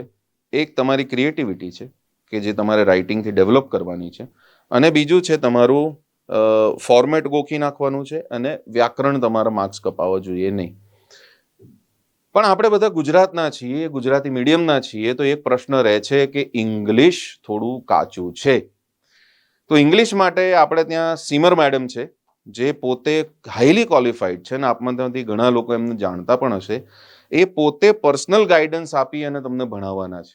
અને એ પોતે એટલા એન્થુઝિયાસ્ટ છે, એટલા ખુશ છે કે મેન્સના વિદ્યાર્થીઓ આવશે અને જેમણે લો કરેલું છે આવશે, એટલે એમનું ઇંગ્લિશ થોડુંક સારું હશે, પણ એમની પાછળ પૂરેપૂરી મહેનત કરવામાં આવશે. તો તમને પૂરેપૂરા ફોર્મેટ્સ આપવામાં આવશે અને ગ્રામર પણ પૂરેપૂરું શીખવાડવામાં આવશે કે ફોર્મેટમાં માર્ક્સ ના કપાવવો જોઈએ, ગ્રામરમાં માર્ક્સ ના કપાવવો જોઈએ, અને ક્લાસમાં પ્રેક્ટિસ એવી કરીશું આપણે કે જેનાથી તમારી લખવાની જે શૈલી છે એ ખૂબ જ સરળ અને એકદમ ફ્લોલેસ થઈ જાય. તો ઇંગ્લિશના પેપર જેમ ગુજરાતી મેં સમજાયું એ રીતના જ છે દોસ્તો. એટલે ઇંગ્લિશમાં હું બહુ ડિટેલમાં અત્યારે જતો નથી. સિલેબસ તમને ખબર જ છે, 1 બાય 1 પ્રશ્નો પણ તમને ખબર છે, અને આ જૂનું પેપર પણ તમારી જોડે હશે, એટલે તમે એને જોઈ શકો છો કે ઇંગ્લિશમાં કયા પ્રકારના પ્રશ્નો પૂછાયા હતા, ઇંગ્લિશ પરીક્ષાનું લેવલ કેટલું છે, શું બહુ અઘરા શબ્દો યાદ રાખવાની જરૂર છે કે નહીં, સેન્ટેન્સ ફોર્મેશન, એના કાર્ડ જે છે ટેન્સીસ, એ બધાને કઈ રીતના આપણે યુઝ કરવું, તો એ બધી જ વસ્તુઓ તમને ક્લાસરૂમમાં આપણે શીખવાડવામાં આવશે. હવે આગળ વધીશું એટલે જે એક ચિંતાના વિષય વાળા 2 સબ્જેક્ટ આવશે. ઇંગ્લિશ એ ચિંતાનો જ વિષય છે, પણ એ આપણે ચિંતાને ચિતા સમાન કરી નાખવાનું છે, એટલે કોઈ ઇસ્યુ થાય નહીં. આપણે કોઈ ચિંતા કરવાની જરૂર નથી. હવે આપણે આગળ વધીએ છીએ અને આપણો વિષય આવશે સામાન્ય અભ્યાસ. હવે દોસ્તો, તમારા જેવા જે વિદ્યાર્થીઓ બધા આયા, એ વિદ્યાર્થીઓના ઘણા બધા પ્રશ્નો હતા. મેં 2 પ્રકારના વિદ્યાર્થીઓ જોયા. એક જેમણે લીગલ કરેલું જ છે, તમે બધાએ લીગલ કર્યું છે, છતાં પણ ઘણા વિદ્યાર્થીઓ કહે છે કે અમને લીગલમાં તકલીફ છે, કાયદા રિલેટેડ પ્રશ્નો કેવા આવે, જવાબ કઈ રીતના લખવા, તો એની હવે ચર્ચા કરીશું. અને બીજા પ્રકારના વિદ્યાર્થીઓ એવા છે કે ભાઈ કાયદાની ચિંતા નથી સાહેબ, જનરલ સ્ટડીઝની ચિંતા છે, કારણ કે સિલેબસ બહુ જ મોટો છે. તમે જુઓ તો જનરલ સ્ટડીઝમાં ઇતિહાસ, કલા સાંસ્કૃતિક વારસો, બંધારણ, જાહેર વહીવટ, ઇકોનોમિક્સ, કરંટ અફેર્સ, તમે જુઓ તો ઇતિહાસના 11 ટોપિક છે, ઇકોનોમિક્સના 7 ટોપિક છે. આટલો વૃહદ સબ્જેક્ટ જે છે, અને પૂછાય છે ખાલી 100 માર્ક્સનું, રાઈટ? જીપીએસસી 1-2 તમે મેઇન્સનો એક્ઝામનો નવો સિલેબસ જુઓ તો આ બધી જ વસ્તુઓ માટે કેટલા પેપર છે, અને અહીંયા ખાલી એક જ પેપરમાં આટલા વિષયો આવી જાય છે. પેલામાં 4 પેપરમાં આટલા વિષયો છે. હા, એક એથિક્સ છે જે નવું છે, ઇન્ટરનેશનલ રિલેશન નવું છે, પણ એમાં 4 પેપર છે, અને અહીંયા આટલા બધા ટોપિક માટે એક જ પેપર છે 100 માર્ક્સનું. એટલે આને તો તૈયારી કઈ રીતના કરવી, બહુ સ્ટ્રેટેજિક રીતે તૈયારી કરવી પડે દોસ્તો. તો હું તમને સમજાવું છું. જીએસમાં પેપરના એનાલિસિસ પછી હું તમને કહું છું 2 પ્રકારના પ્રશ્નો પૂછાય છે. એક છે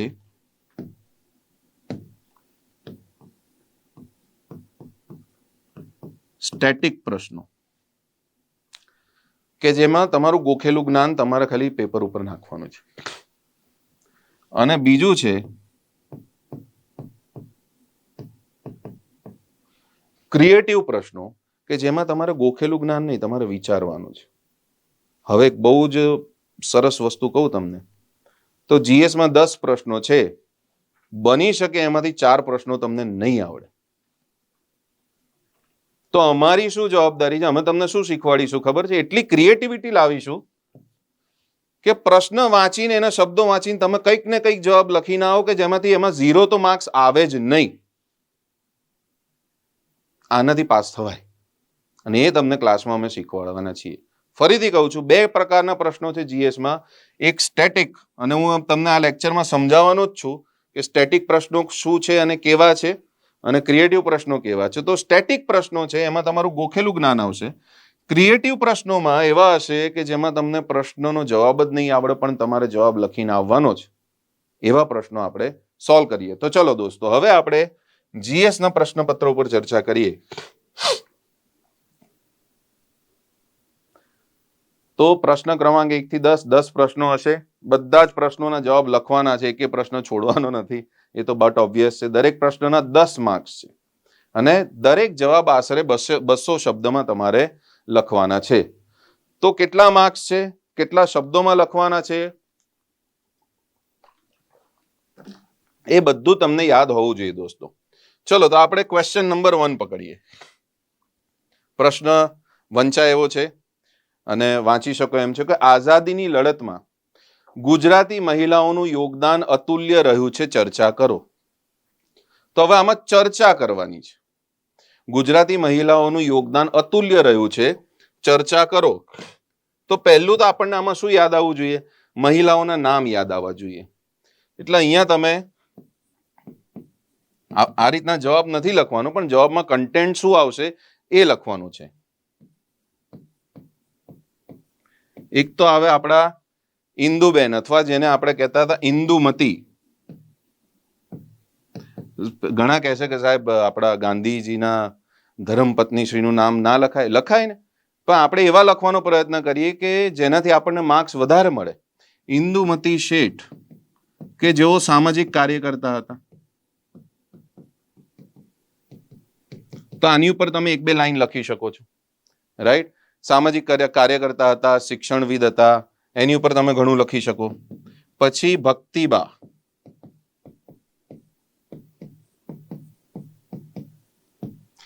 ભક્તિબા દેસાઈ વિશે તમે લખી શકો. તેઓ લીમડીના હતા અને એ પોતે એ રાજઘરાનાના હતા, જે આપણે રજવાડા કહેતા હતા એ. હવે એમણે ક્યાં ક્યાં, તો કે અસહકાર આંદોલન, અસહકાર આંદોલનમાં ભાગ લીધેલો, બારડોલી સત્યાગ્રહમાં ભાગ લીધેલો. આની ઉપર પણ તમે ઘણું બધું લખી શકો છો, રાઈટ. પછી હંસાબેન મહેતા, તમને જેટલા પણ યાદ હોય એ બધાનું તમે લખી શકો છો. હવે આ થયું તમારું ભાથું, આ થયું તમારું ભાથું, એટલે કન્ટેન્ટ. અને હવે આની ઉપર તમારે કેટલા શબ્દોમાં લખવાનો? 200 શબ્દોમાં જવાબ લખવાનો. તો દોસ્તો આ થયો સ્ટેટિક પ્રશ્ન, રાઈટ. અને એના વિશે તમારે હવે આટલું તમારું ભાથું છે, બીજા એક બે નામ આપણે એડ કરી દો અને એની ઉપર તમે જવાબ લખો. તો 200 શબ્દ લખવાના. 200 શબ્દ એટલે શું થયું ખબર? અનુભવ પ્રમાણે આવી આન્સર શીટ આપશે, અહીંયા 100 શબ્દો અને આની પાછળ પેજ ફેરવીને લખો એટલે બીજા 100 શબ્દો. 2 પેજ લખવાના છે તમારે ખાલી આ પ્રશ્ન વિશે. ખ્યાલ આવ્યો? લાગશે તમને, પણ તમે લખી નહીં શકો.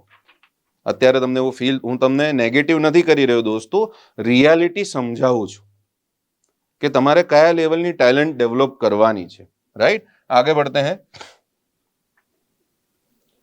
ગુજરાતની ભાતીગળ ચિત્ર પરંપરા વર્ણવો. આ પણ સ્ટેટિક પ્રશ્ન છે. ઓલરેડી આપણે સ્ટેટિક પ્રશ્નની ચર્ચા આ થયો તમારો કલ્ચરનો પ્રશ્ન. એક થયો ઇતિહાસનો, એક થયો કલ્ચરનો પ્રશ્ન. ભારતમાં જમીન, હવે તમે ઓબ્વિયસલી તમે લો ની પરીક્ષા આપો છો એટલે થોડુંક તમને લો રિલેટેડ પણ પ્રશ્ન પૂછે. તો આમાં પ્રશ્ન શું છે?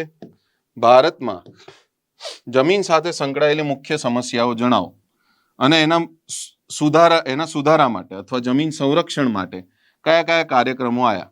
તો હવે તમે વકીલ છો, તો વકીલ તરીકે તમને ખ્યાલ જ છે, જો તમે જોબ નહીં કરો ને પ્રેક્ટિસ કરશો તો તમારે લેન્ડ રિલેટેડ જે કેસીસ હોય એ બધું તમે ભણ્યા જશો. પણ અહીંયા તમે કઈ આઈપીસી સીઆરપીસી કે એવું નથી લખવાના. આ જનરલ સ્ટડીઝનો પ્રશ્ન. તો અહીંયા તમારે જનરલ સ્ટડીઝ રિલેટેડ પ્રોબ્લેમ્સ લખવા જોઈએ. તો કે શું આવે? લેન્ડ ટાઇટલના પ્રશ્નો આવે, પછી વારસાઈ હક વિશે તમારે લખવું પડે, પછી ગેરકાયદેસર દબાણ,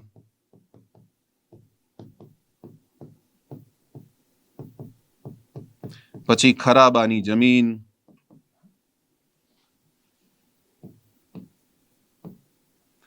ગૌચર જમીન.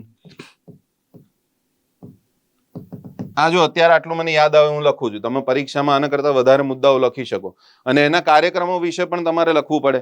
તો કાર્યક્રમો આ 200 શબ્દોમાં લખવાનું છે. તો તમે આમાં શું કરી શકો? હું તમને જે ક્રિએટિવિટી કહું છું, ક્રિએટિવિટી શું? તો કે ભારતમાં જમીન સાથે મુખ્ય સમસ્યાઓ રહેલી છે. આપણે ઇતિહાસ જોઈએ અને ઐતિહાસિક દ્રષ્ટિએ પણ જોઈએ તો પણ એમાં ઘણા બધા પ્રોબ્લેમ્સ હતા. અંગ્રેજો પહેલા અને અંગ્રેજો પછી. બહુ ડિટેલમાં જવાની જરૂર નથી. સમસ્યા ઉપર ફોકસ કરવાનું છે, અંગ્રેજો ઉપર નહીં. આ બધું હું તમને ક્લાસમાં શીખવાડીશું. આ વસ્તુ છે. તો પછી શું લખી શકાય કે આના લીધે સામાજિક ન્યાય, ખેતી, એક સામાજિક અન્યાય ઊભો થાય છે અને સામાજિક અન્યાય આર્થિક અને હકનો અન્યાય સમાજમાં જોવા મળે છે, જેના કારણે સરકાર દ્વારા જમીન સંરક્ષણના વિવિધ કાર્યક્રમો શરૂ કરવામાં આવ્યા હતા, જેમ કે નંબર 1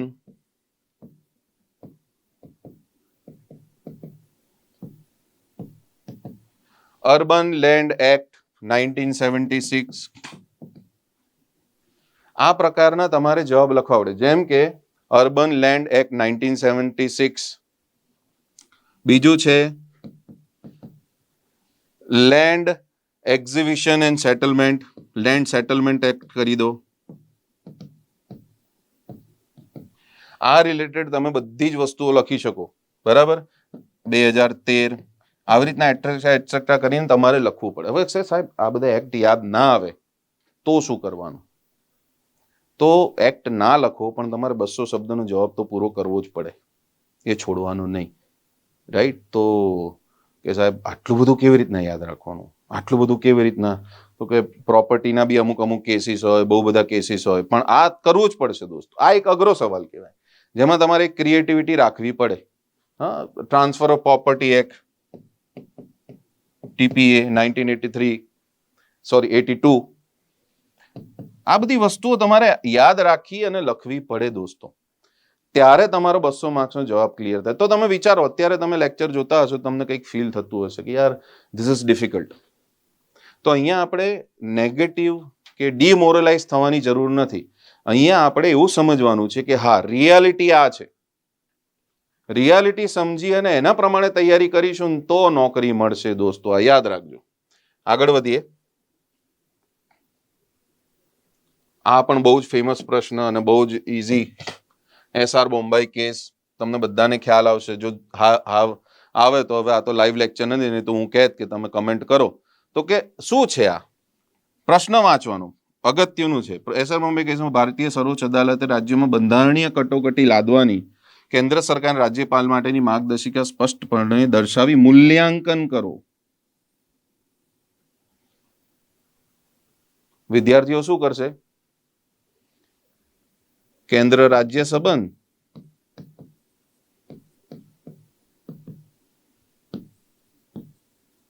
અનુચ્છેદ 356 અને અનુચ્છેદ 365 એની જોગવાઈઓ લખીને આવશે, અને પછી વધારે હોશિયાર હશે તો અનુચ્છેદ 256 લખશે અને એની જોગવાઈઓ સમજાવીને આવશે. આવું જ કરશે. પણ તમારે પ્રશ્ન વાંચવાનો છે, જે અમે તમને પ્રેક્ટિસ મૂલ્યાંકન કરો. સુપ્રીમ કોર્ટે જે કીધું છે એનું તમારે મૂલ્યાંકન કરવાનું. તમારો જવાબ પતે એમાં પેપર ચેકરને મૂલ્યાંકન કાંઈ દેખાય જ નહીં, તો આમાં માર્ક્સ નહીં મળે. અને પછી આન્સર કી મંગાવે RTI કરીને, અને વિદ્યાર્થી એમ કે સર જો ને યાર, મેં તો કેન્દ્ર રાજ્ય સંબંધ બોમ્બાઈ એટલે આપણે શું હોય યાર, કેન્દ્ર રાજ્ય સંબંધ 356 365 ને આ બધું સમજાવી દીધું સાહેબ, પણ માર્ક્સ ના આપ્યા. એટલે પછી હું એમ કહું, તમે મૂલ્યાંકન તો કર્યું જ નથી, તો ક્યાંથી માર્ક્સ આપે? તમારું નોલેજ તે પ્રિલિમ્સમાં જોઈ ચૂક્યા છે કે તમને બધા આર્ટિકલ ખબર છે. અત્યારે તમારી લેખન શૈલી જોવે છે અને વાંચન શૈલી પણ આવી ગઈ. તુતાવડમાં વિદ્યાર્થી આ વાંચે જ નહીં, આમ SR બોમ્બાઈ વાંચીને જ ખુશ થઈ જાય, અરે વાહ બંધારણીય કટોકટી 300 આ બધું સમજાવીને લખીને આવશે ને એમ કહેશે કે આ પ્રશ્ન તો સાચો, પણ એમાં 0 માર્ક્સ મળે. તો આવી દોસ્તો મિસ્ટેક નથી કરવાની ને આ લેવલની આપણે સિન્સિયરિટી રાખવાની જ. સમજાયું? આગળ વધીએ.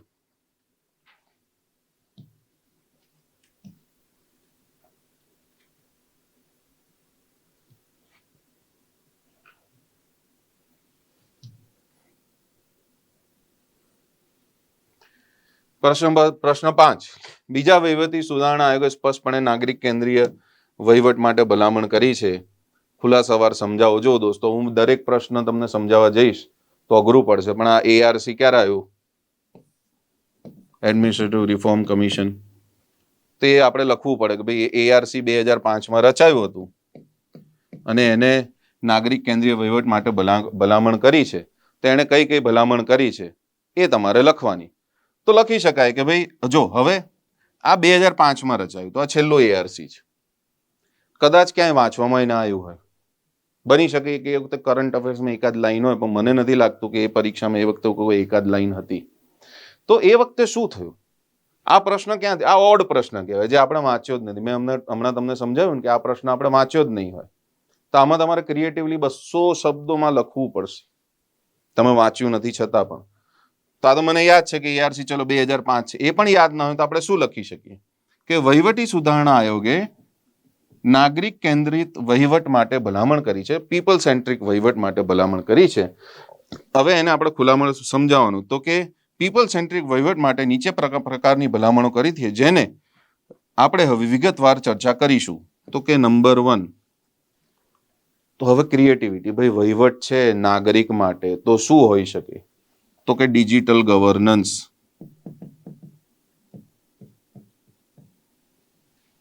એની ઉપર થોડું લખો. બીજું, વહીવટમાં શું તમને યાદ આવે? તો કે RTI, એની ઉપર તમે લખો. ત્રીજું શું યાદ આવે? તો કે જો અહીંયા પાછું ભૂલી જાવ તો નાગરિક કેન્દ્રીય, તમારે નાગરિક તરીકે વિચારવાનું. નાગરિક, ઓકે, તો કે મારે એથિકલ જોઈએ, ગવર્મેન્ટ, એથિકલ વહીવટ. આ હું તમને એમ કહું છું, આમાં તો ગુજરાતી જ લખવું પડશે આપણે, બરાબર. એવા તમને જેટલા પણ મુદ્દા યાદ આવતા જાય એ તમારે કરવું પડે. ડિજિટલ ગવર્નન્સ કે ઈ ગવર્નન્સ, એથિકલ વહીવટ. પછી જો જાહેર વહીવટના તમને એકાદ બે શબ્દો યાદ હોય તો એ તમે લખી શકો. આ રીતના તમે જવાબ કમ્પ્લીટ કરવો પડે, છોડી ના દેવાય. રાઈટ દોસ્તો? તો આ પ્રેક્ટિસ કરવી પડે. ક્લાસમાં અમે તમને એવા પ્રશ્નો આપીશું કે જે તમે વાંચ્યા જ નહીં હોય, તો તમારે એ પ્રશ્નોના જવાબ બેઠા બેઠા લખવાના.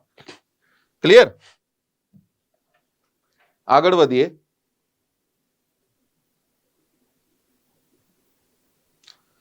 રાજકીય પક્ષના આધારે ગ્રામ પંચાયત ચૂંટણી લોકશાહી વિધેયકની સાચી ભાવના સમર્થન આપે છે. આમાં પણ તમારે ક્રિએટિવ આન્સર લખવો પડે. દરેક આન્સર સમજાવવું અત્યારે પોસિબલ નથી.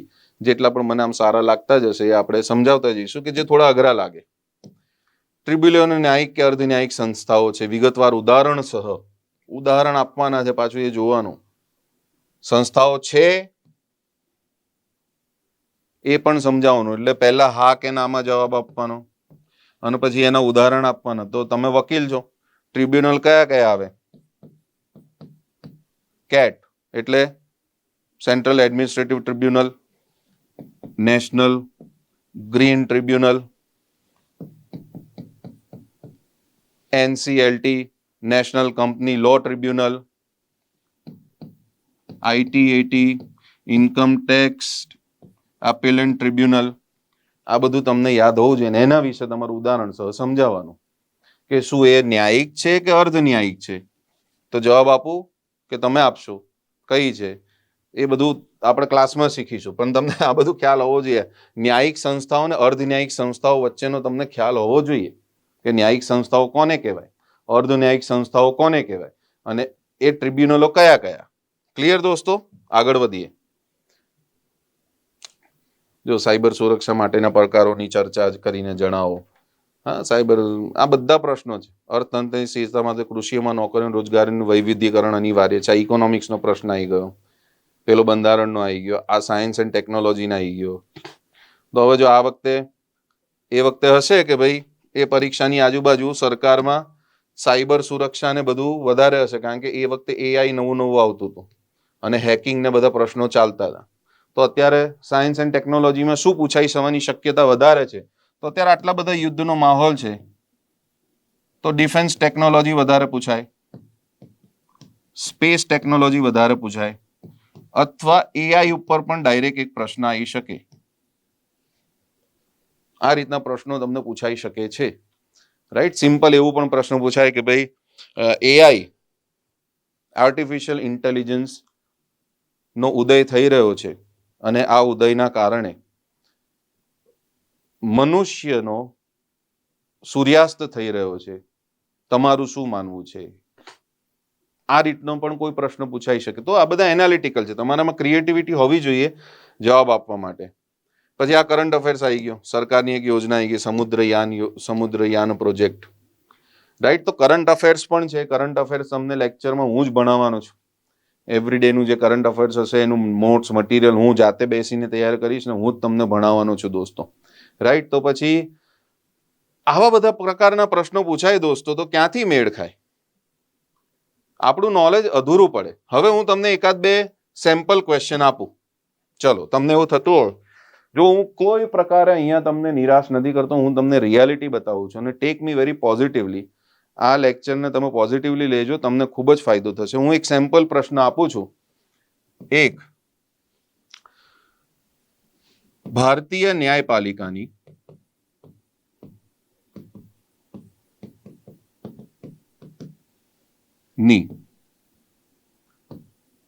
ન્યાયિક પ્રક્રિયા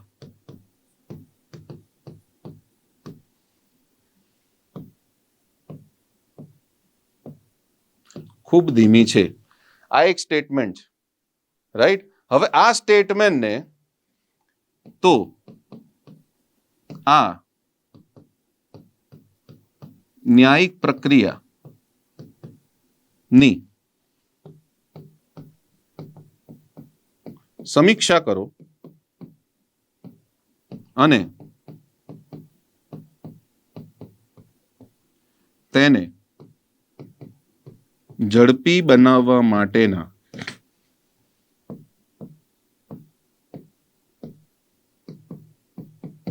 સૂચન આપો.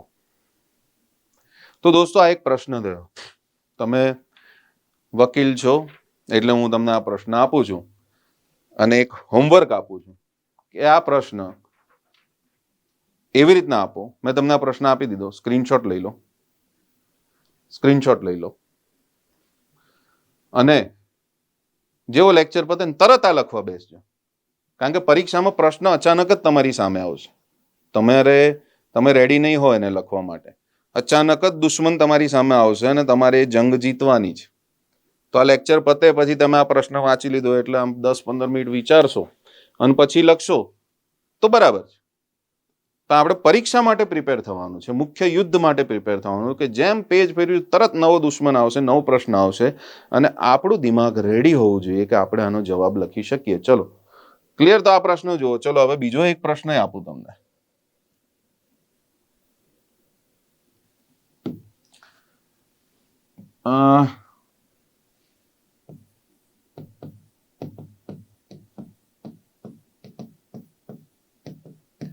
ન્યાયિક સક્રિયતા એક તમે શબ્દ વાપર્યો છે, સાંભળ્યો છે, અને બીજો છે ન્યાયિક સમીક્ષા. આ બંને વચ્ચેનો ફરક સમજાવો 200 શબ્દોમાં. તો આમાં તમારે એની વ્યાખ્યા લેવી પડે, એની વ્યવસ્થા લેવી પડે,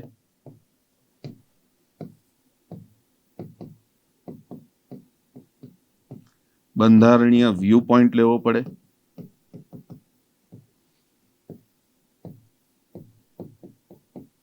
અને ઉદાહરણ લેવા પડે. તમે આટલી વસ્તુઓ લખો ને ત્યારે તમારે જવાબ પૂરો થાય, રાઈટ? તો આ વખતે તમે જુઓ તો આ કરંટ અફેર્સનો હમણાં મેં તમને કીધું એવા કયા કયા મુદ્દા આજકાલ બહુ જ ચર્ચામાં છે, બેઝિક પ્રશ્નો કયા કયા છે? તો કે 1 નેશન 1 ઇલેક્શન, સરકારે એના માટે ખરડો પસારે કરી દીધો.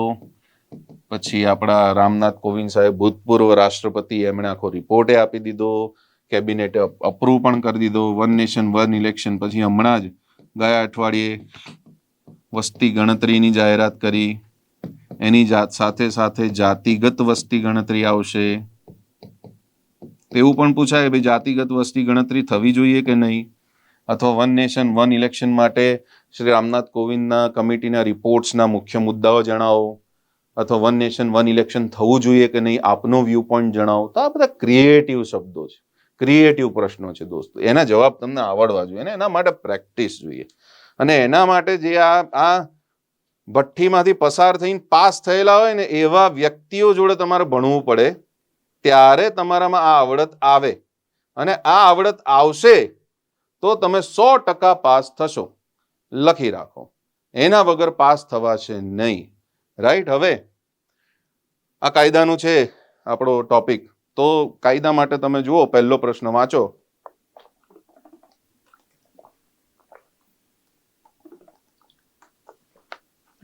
તો પહેલા આઈપીસી સીઆરપીસી હતું, એના રિલેટેડ આ પ્રશ્ન છે. અપીલના વિવિધ પ્રકારો વિશે સમજૂતી આપો. હવે તમે વકીલ છો તો CRPC 374 તમારે લખવું પડે, જેમાં આપણું શું આવે, કન્વિક્શન આવે, એ તમને ખ્યાલ હોવો જોઈએ. 373 જેમાં વિવિધ ઓર્ડર્સના પ્રકાર આવે એ તમારે લખવું પડે. 377, 378, 379 આ બધા વિશે તમારે સમજૂતી આપવી પડે. જે વિવિધ પ્રકારની અપીલોના સમજૂતી તમારે સેટ કરવી પડે. તો તમે લોયર છો, નોલેજ તો હશે જ તમને, પણ એને ભાષાકીય તમારે 200 શબ્દોમાં લખવાનું છે. આગળ વધીએ. બરાબર. તો આ બેઝિક ભારતીય દંડ સંહિતા છે, એમાં શું છે, એ પ્રકારનો દેહાંત દંડની સજા બંધારણીય વિશે સર્વોચ્ચ અદાલતનો અભિગમ કેસ તરીકે સમજાવો. તો દોસ્તો આપણે જે કાયદાનો લેક્ચર જે લેવાના છીએ ને, એમાં જે કાયદાના નિષ્ણાંત છે ને, આ પરીક્ષા પાસ કરવાનો અનુભવ ધરાવે છે, એવા ગુરુ આવવાના છે, ફેકલ્ટી પણ નહીં, ગુરુ આવવાના છે ને, એ બધા એવો ફોકસ કરવાના છે કે તમને હંમેશા કાયદાની પરીક્ષામાં છે ને સુપ્રીમ કોર્ટના ચુકાદા વિશે તો પ્રશ્ન આવશે જ, 1 કે 2 પ્રશ્નો આવવાના જ. પછી સુપ્રીમ કોર્ટના ઓબ્ઝર્વેશન. તો અમારી ટીમ એવો પ્રયત્ન કરશે, જે તમારી પણ ટીમ છે હવે, કે બને એટલા વધારે, જે મેં તમને કીધું હતું કે પેમ્પલેટ અને મટીરિયલ અમે તમને આપવાના છીએ ક્લાસરૂમમાં, એમાં આ બધા પ્રકારના પ્રશ્નો છે કે જો ગુનાની સર્વોચ્ચ અદાલતનો અભિગમ કેસ સહિત જણાવો. એટલે સુપ્રીમ કોર્ટનો જે કેસનો ચુકાદો હશે, જે આના રિલેટેડ હશે, એ તમે ભણેલા હશો તો તમને એ લખવામાં ખૂબ જ સરળતા રહેશે. એટલે આપણે એવું એક લિસ્ટ આખું તૈયાર થયું છે અને કરી પણ રહ્યા છીએ કે એક ચુકાદો રહી જવો જોઈએ નહીં. કારણ કે આ પ્રકારના પ્રશ્નો આવશે જ, અને આ પ્રકારનું મટીરિયલ તમે નહીં વાંચો તો લખશો શું? એટલે આપણી ટીમ બને એટલી પૂરેપૂરી મહેનત કરે છે અને તમને આ પ્રકારનું મટીરિયલ મળશે. બરાબર. જો દીવાની પ્રકારનો કાયદો કોને કહેવાય, આ તો સિમ્પલ પ્રશ્ન છે. પછી મિલકત તબદીલી અધિનિયમ ચાલુ આ વ્યાખ્યા પૂછી છે, બેઝિક પ્રશ્ન. ન્યાયવિદ ઓસ્ટીને પ્રસ્તાવ, આ હવે થિયોરિટિકલ આવ્યો, રાઈટ, કે 2 વિચારકો છે તમારી જોડે, કે ન્યાયવિદ ઓસ્ટીન અને પ્રોફેસર હાર્ટ દ્વારા આ વિચાર કરવામાં આવેલી એની ટીકાઓ જણાવો. તો આ તો છે ને બહુ ટેકનિકલ પ્રશ્ન છે, પણ આમાં હવે તમે જવાબ કઈ રીતના લખી શકો? ધારો કે વાંચ્યું હોય કે ના વાંચ્યું હોય, તમે આનો જવાબ શું કરો? તો કોઈ પણ પ્રશ્ન તમે વાંચો અને તમને ના આવડતો હોય તો તમારે એક વસ્તુ કરવાનું, એના કીવર્ડ પકડવાના, કે દરેક પ્રશ્નના કીવર્ડ હોય. આદેશાત્મક વિચારસરણી, અહીંયાનો કીવર્ડ શું છે દોસ્તો? આદેશાત્મક વિચારસરણી. તો ચલો, હું તો ભાઈ વાંચ્યું જ નથી, આ તમારે જવાબ આપવાનો. આદેશાત્મક વિચારસરણી શું છે? તો પહેલો પાર્ટ 1 ઓફ ધી આન્સર શું હોય કે આદેશાત્મક વિચારસરણી શું છે? તો હું એવું વિચારું કે આદેશ ના રિલેટેડ કોઈ વિચારસરણી છે, અને છે કાયદાનો પ્રશ્ન, કાયદાના પેપરમાં પૂછાય, તો આદેશ કોણ કરશે? કોર્ટ કરશે. શેનો આદેશ કરશે? તો કે સજાનો જ આદેશ કરે ને. કોર્ટ શેનો આદેશ કરશે? સજાનો આદેશ કરશે. તો આની ઉપર હું થોડુંક લખું, અને આ એક પ્રોફેસર છે, આ દ્વારા વિચારસરણી કરવામાં આવે, ટીકાઓ જણાવો. તો કે ભાઈ દરેક આદેશ માનવો જરૂરી છે. તો આદેશ કોણ, શેના દ્વારા થાય? તો કે કાયદો હોય તો જ આદેશ થાય. તો વસ્તુ ક્યાં અટકી? કાયદો વર્સિસ આદેશ. આની ઉપર થોડી ટીકા કરીને લખી દેવાનું. એટલે જો જવાબ નથી આવડતો તો પણ તમારે કંઈક ને કંઈક સરસ ભાષામાં સારી રીતના લખીને આવો તો 10 માંથી એટલીસ્ટ 2, 3 કે 4 માર્ક્સ તો આવે. કારણ કે 2 થી 3 પ્રશ્નો એવા હોય કે તમને ના આવડે તો એ ખોડા મૂકવા, અને આની પ્રેક્ટિસ આપણે ક્લાસમાં કરવાની છે. આ તો મેં તમને બહુ જ સિમ્પલ એક્ઝામ્પલ આપ્યું કે ભાઈ આ શબ્દ પકડીને આપણો જવાબ લખવાનો દોસ્તો. ક્લિયર? आगे बढ़ते हैं. ઔદ્યોગિક વિવાદ ધારા 1947 અન્વયે હડતાલ અને તાળાબંધી. હવે આ ફેક્ચ્યુઅલ છે, આમાં તમને એની બધી આ વિવાદ ધારા, હડતાલ અને તાળાબંધી ટૂંકમાં સમજાવો. તો આમાં આ બધા જવાબ તમે બે રીતે લખી શકો અને બે વસ્તુ હોવી જોઈએ. બરાબર, જો ટૂંકમાં સમજાવવાનું છે એટલે બે વસ્તુ તમારી હોવી જોઈએ કે આ કાયદો છે, ધારા, તો એના સેક્શન તમને યાદ હોવા જોઈએ અને એની જોગવાઈ યાદ હોવી જોઈએ. તો જેટલા પણ આપણે કાયદાના વિષયોમાં જેટલા પણ કાયદા છે કાયદાના પેપરમાં, એ બધાના સેક્શન ને જોગવાઈઓ આપણે યાદ રાખી લેવાની અને એના પ્રમાણે લખવાનું. તો આ જવાબ હું સમજાવતો નથી, આનો એ જવાબ એ રીતના જ લખી દેવાય કે આ કાયદો છે એના સેક્શન છે એમાં આ જોગવાઈ છે, આ કાયદો છે એના સેક્શન છે આ જોગવાઈ છે. બરાબર, આમાં તો સિમ્પલ જ છે કે ભાઈ પબ્લિકનું જે હોય કે સરકારી હોય એને તમે બધું રોકી ના શકો, હડતાલ પાડી શકો, પણ વ્યવસ્થામાં તમે નુકસાન ના પહોંચાડી શકો. આગેન મજૂરનો કાયદો આવી ગયો, લેબર લો. સ્ત્રી કામદારો માટેની સ્વાસ્થ્ય સંબંધી જોગવાઈઓ જણાવો. ઘણા એમ કહેશે કે યાર કાયદો યાદ નથી મને, તો નથી યાદ તો કેવી રીતના જવાબ લખવાનો, એ પણ ક્રિએટિવિટી આપણામાં હોવી જોઈએ, જે આપણે તમને ક્લાસમાં તો કે આમાં સ્ત્રી અને સ્વાસ્થ્ય સંબંધી, સિમ્પલ, આ તમારા કીવર્ડ છે, એની પર આન્સર લખવાના. પ્રસૂતિ સહાય, હાઈકોર્ટમાં તકેદારી રાખવી પડે, પરમ આદેશની રીટ. મેં શું કીધું, સુપ્રીમ કોર્ટમાં પેલી વસ્તુ, હાઈકોર્ટમાં અને પરમ આદેશની રીટ અરજી કરવા માટેની પાયાની બાબતો કઈ કઈ છે એ પણ તમને આવડવી જોઈએ કે પહેલા તમારે અપીલ કરવી પડે. પછી એના અમુક મુદ્દાઓ તમારે યાદ રાખવાના છે કે અધિકારી જે હતો પબ્લિક સર્વન્ટ, એણે કઈ ફરજ નથી બજાવી, શું એના પુરાવા છે આપણી જોડે, શું તમને બીજે ક્યાંયથી ન્યાય નથી મળ્યો,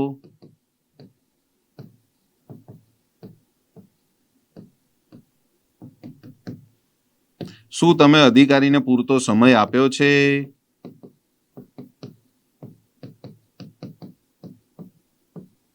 આ બધી બાબતો તમારે લખવાની હોય.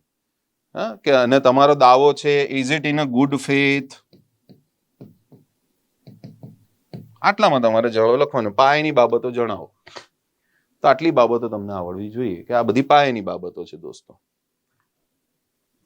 આ સાયબર વાળું જે આખું જે લો છે એ તમારે ભણવાનો આવશે કે ભાઈ સ્ત્રીઓ માટે જે કાયદો ઘડવામાં આવ્યો, ભારતીય દંડ સંહિતા જે હતી એમાં ડિજિટલ સતામણી જે થતી હોય એ સતામણી માટે તો કે 354 એ આ કાયદાનું તમારે યાદ રાખવાનું થાય. 354D, આવી બધી જોગવાઈઓ તમારે યાદ રાખવાની થાય દોસ્તો. રાઈટ, તો આ કાયદામાં 509 આવી ગયું, એ પણ તમે લખી શકો. 509 લખી શકો, 504 લખી શકો. આટલી જોગવાઈ લખો એટલે તમારો આ જવાબ થઈ ગયો. તો જો કાયદાના વિષયમાં કેવું છે, બે પ્રકારના છે. અગેન મેં તમને કીધું એમ કે તમારું એક ગોખેલું જ્ઞાન, જે કાયદાના સેક્શન તમને યાદ હોવા જોઈએ, એના શબ્દો, અને જ્યાં નથી આવડતું ત્યાં તમારી એવી સ્કિલ હોવી જોઈએ કે હું જવાબ લખી શકું. આટલું કરો એટલે પરીક્ષા પાસ થાય થાય થાય ને થાય.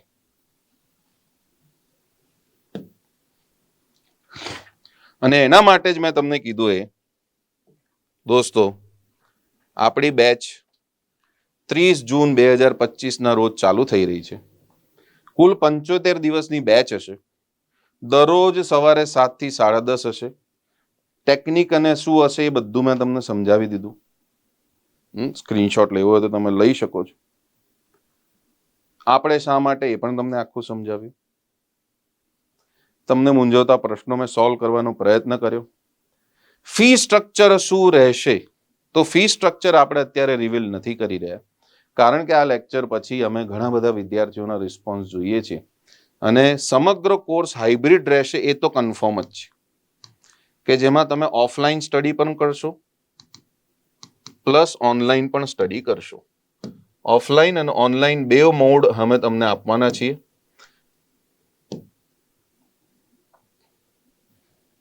Offline plus online. તો કે સાહેબ મટીરિયલ કઈ રીતના આવશે અમારી જોડે જો અમે ઓનલાઈન લઈએ છીએ તો? કયું મટીરિયલ આવશે? અમે જવાબ તમને કઈ રીતના લખીને મોકલીએ? ઓફલાઈનમાં છો તો કોઈ ઇસ્યુ જ નથી. અને હું આગ્રહ કરું છું, વિદ્યાર્થી ખરેખર તમારે જો પરીક્ષા પાસ થઈ અને નોકરી મેળવવી હોય તો ઓફલાઈનમાં આવો. હા, જો તમે નથી આવી શકતા તો એ જ ક્વોલિટીથી ભણવા માટે અમે તમને ઓનલાઈનમાં પણ સિસ્ટમ આપવાના છીએ. પણ એ બધી વિગત તમે જ્યારે અમને ફોન કરશો કે અમારો સંપર્ક કરશો ત્યારે અમે તમને ફોન ઉપર જણાવીશું કે જો દોસ્ત આવી રીતના છે, આ રીતના આપણે બેચમાં તમને મટીરિયલ આપવાના છીએ, તમારી ઇવોલ્યુશન સિસ્ટમ છે એ આવી રીતના રહેશે. અને સુધારણા કાર્યક્રમ જે છે કે ભાઈ અમે તો બહાર છીએ, બહારગામ છીએ, તો કઈ રીતના તમે અમને સલાહ સૂચન આપશો એની આખી સિસ્ટમ રેડી છે. એના માટે તમે અમને ફોન કરશો. હું છું ધવલ અગ્રાવત, મારો પર્સનલ નંબર હું મૂકવાનો છું હમણાં, તમે મને ફોન કરી શકો છો. અને અમારા બીજા ગુરુ છે ધવલ ગોહિલ સાહેબ, એમનો પણ નંબર મૂકીશ, તમે અમને બંનેને ફોન કરી શકશો અને તમને અમે પર્સનલી સમજાવીશું કે આ સિસ્ટમ કઈ રીતના રહેશે. પણ બેઝિક ઉપરથી જુઓ તો સમગ્ર કોર્સ પૂર્ણ કરવામાં આવશે. હાઇબ્રિડ બેચ રહેશે, ક્લાસરૂમ બેચ રહેશે જે હાઇબ્રિડ મોડેલમાં ચલાવવામાં આવશે. દરેક પેપરની 7 મોક ટેસ્ટ સિરીઝ અલગથી લેવામાં આવશે. જે વિદ્યાર્થીઓ એનરોલ થાય છે એમના માટે આ ફ્રી રહેશે. અને જે એનરોલ નથી થતા એ પરીક્ષાના અમુક દિવસ પહેલા 7x4 મેં અગાઉ કીધું 28 પેપરની આખી એક ટેસ્ટ સિરીઝ રહેશે જેને ચકાસણી પણ કરી આપવામાં આવશે. અને એક ખાલી રહેશે કે ઓનલી પેપર સેટ જ અમારે જોઈએ છે. તો આ 3 પ્રકારે આપણે બેચ ચલાવવાના છીએ દોસ્તો. આગળ વધીએ. ફેકલ્ટીની ટીમ, સામાન્ય અભ્યાસ હું લઈશ, ધવલ અગ્રાવત સર, હું પોતે પાસ થયો હતો. ધવલ ગોહિલ સર, તેઓ પોતે 2014થી આ ફિલ્ડમાં છે અને 20,000થી વધારે વિદ્યાર્થીઓને તે ભણાવી ચૂક્યા છે અને ઇંગ્લિશ સાથે ઘણી બધી પુસ્તકના તે ઓથર પણ છે. ચિરાગ જોશી સર છે એ વિવિધ પ્રતિષ્ઠિત સંસ્થાઓમાં જાય છે. ગુજરાતી અને કલ્ચર, ગુજરાતનું કલ્ચર અને ગુજરાતી ભાષા તે લેશે. ભૌતિક મહેતા સર આવશે. ગુજરાતીમાં ચિરાગ જોશી સર રહેશે, એ પોતે ગુજરાતીના માસ્ટર છે. ઇંગ્લિશમાં સીમર મેમ રહેશે. સીમર મેમનો અનુભવ પણ ખૂબ જ બૃહદ છે અને એ પોતે એક સ્ટ્રિક્ટ મેડમ છે. પણ એમની ભણાવવાની જે સ્ટાઇલ છે એ આપણા વિદ્યાર્થીઓને ખૂબ જ સફળતા અત્યાર સુધી અપાવી ચૂકી છે. રાઈટ, એક્સક્લુઝિવલી આપણી જોડે જ જોડાય છે, બીજી કોઈ ઇન્સ્ટિટ્યૂટમાં જવાના નથી સીમર મેમ. કાયદો છે, કાયદાની વિવિધ પરીક્ષાઓ પાસ કરનારા તજજ્ઞોની ટીમ હશે. હા દોસ્તો, તમને કાયદો જે ભણાવશે એવો વ્યક્તિ નહીં હોય કે જે પરીક્ષાની તૈયારી કરે છે. કાયદો એવો વ્યક્તિ ભણાવશે, એવા ગુરુ ભણાવશે કે જે કાયદા રિલેટેડ વિવિધ પરીક્ષાઓ છે એ પરીક્ષાઓ પાસ કરવાનો પોતે અનુભવ ધરાવે છે. તો ઓલમોસ્ટ આખી ટીમ આપણી પાસે એવી છે કે જે પાસ થવાનો અનુભવ ધરાવે છે દોસ્તો. તો હું આશા રાખું છું કે તમને આ લેક્ચર થી ઘણો ફાયદો થયો હશે. તમારા ઘણા બધા પ્રશ્નો હોય તો તમે કમેન્ટ કરી શકો છો, કાં તો અમને ફોન કરીને જણાવી શકો છો. અમારી ટેલિગ્રામ ચેનલ છે, યુટ્યુબ ચેનલ છે. અમે હમણાં જ ડિજિટલ થયા છીએ પણ એનો મતલબ એ નથી કે અમારામાં અભાવ છે. હા, અમારી જોડે ઓનલાઈન પ્લેટફોર્મ હમણાં શરૂ થયું છે પણ અમે વર્ષ 2014થી સંસ્થા ચલાવી રહ્યા છીએ અને 20,000થી વધારે વિદ્યાર્થીઓ અમારી જોડે ભણીને ગુજરાતમાં અલગ અલગ જિલ્લામાં અલગ અલગ કચેરીઓમાં પાસ થઈ અને બિરાજમાન છે. આપણી એકેડમીનું નામ છે આરંભ એકેડમી. મારું નામ છે ધવલ અગ્રાવત. મારો પર્સનલ નંબર અત્યારે હું શેર કરું છું. કેમ, આ મેન્સ પરીક્ષા છે અને મેન્સ પરીક્ષામાં સિન્સિયરિટી અલગ હોવી જોઈએ. તમે મારો સંપર્ક કરી શકો છો. મારો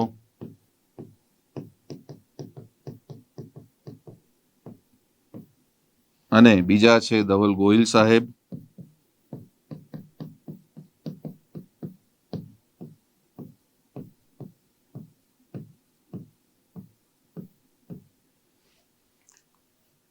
આ 2 નંબર ઉપર તમે સંપર્ક કરશો. ના સ્ટાફ મળશે ના બીજું કોઈ. અમે ડાયરેક્ટ ઇન્સ્ટિટ્યૂટના ફાઉન્ડર્સ અને આપના ગુરુ અને આપના મિત્ર, આપના શિક્ષક અને આપને પાસ કરાવવામાં હાથ લઈને ડેસ્ટિનેશન સુધી સાથે ચાલનારા તમારા ધવલ અગ્રાવત, ધવલ ગોહિલ અને અમારી આખી સમગ્ર ટીમ. તો દોસ્તો, ડીવાયએસઓ મેઇન્સ લીગલ પરીક્ષા તમે પાસ થાવ. 90 દિવસમાં પરીક્ષા આવવાની છે. 75 દિવસની આપની બેચ છે. તમે જોડાઓ, ઓનલાઈન જોડાશો કે ઓફલાઈન જોડાશો, ક્વોલિટી એ જ મળશે. મહેનત અમે તમારી પાછળ એ કરીશું. મટીરિયલ પણ બહુ જ સારી રીતના તમને આપવામાં આવશે. તમારા પેપર ચેક કરવામાં આવશે. તો આ વિડીયો અને આ માહિતી જેટલા પણ વિદ્યાર્થીઓ અત્યાર સુધી પાસ થયા છે એમના સુધી પહોંચાડો અને અમને એક સક્સેસફુલ ટીમ બનાવી 40 વ્યક્તિઓ આપણે ત્યાંથી જ સચિવાલયના કાયદા વિભાગમાં બેસે એવી એક વ્યવસ્થા આપણે ગોઠવીએ. Thank you very much. I wish you all the best.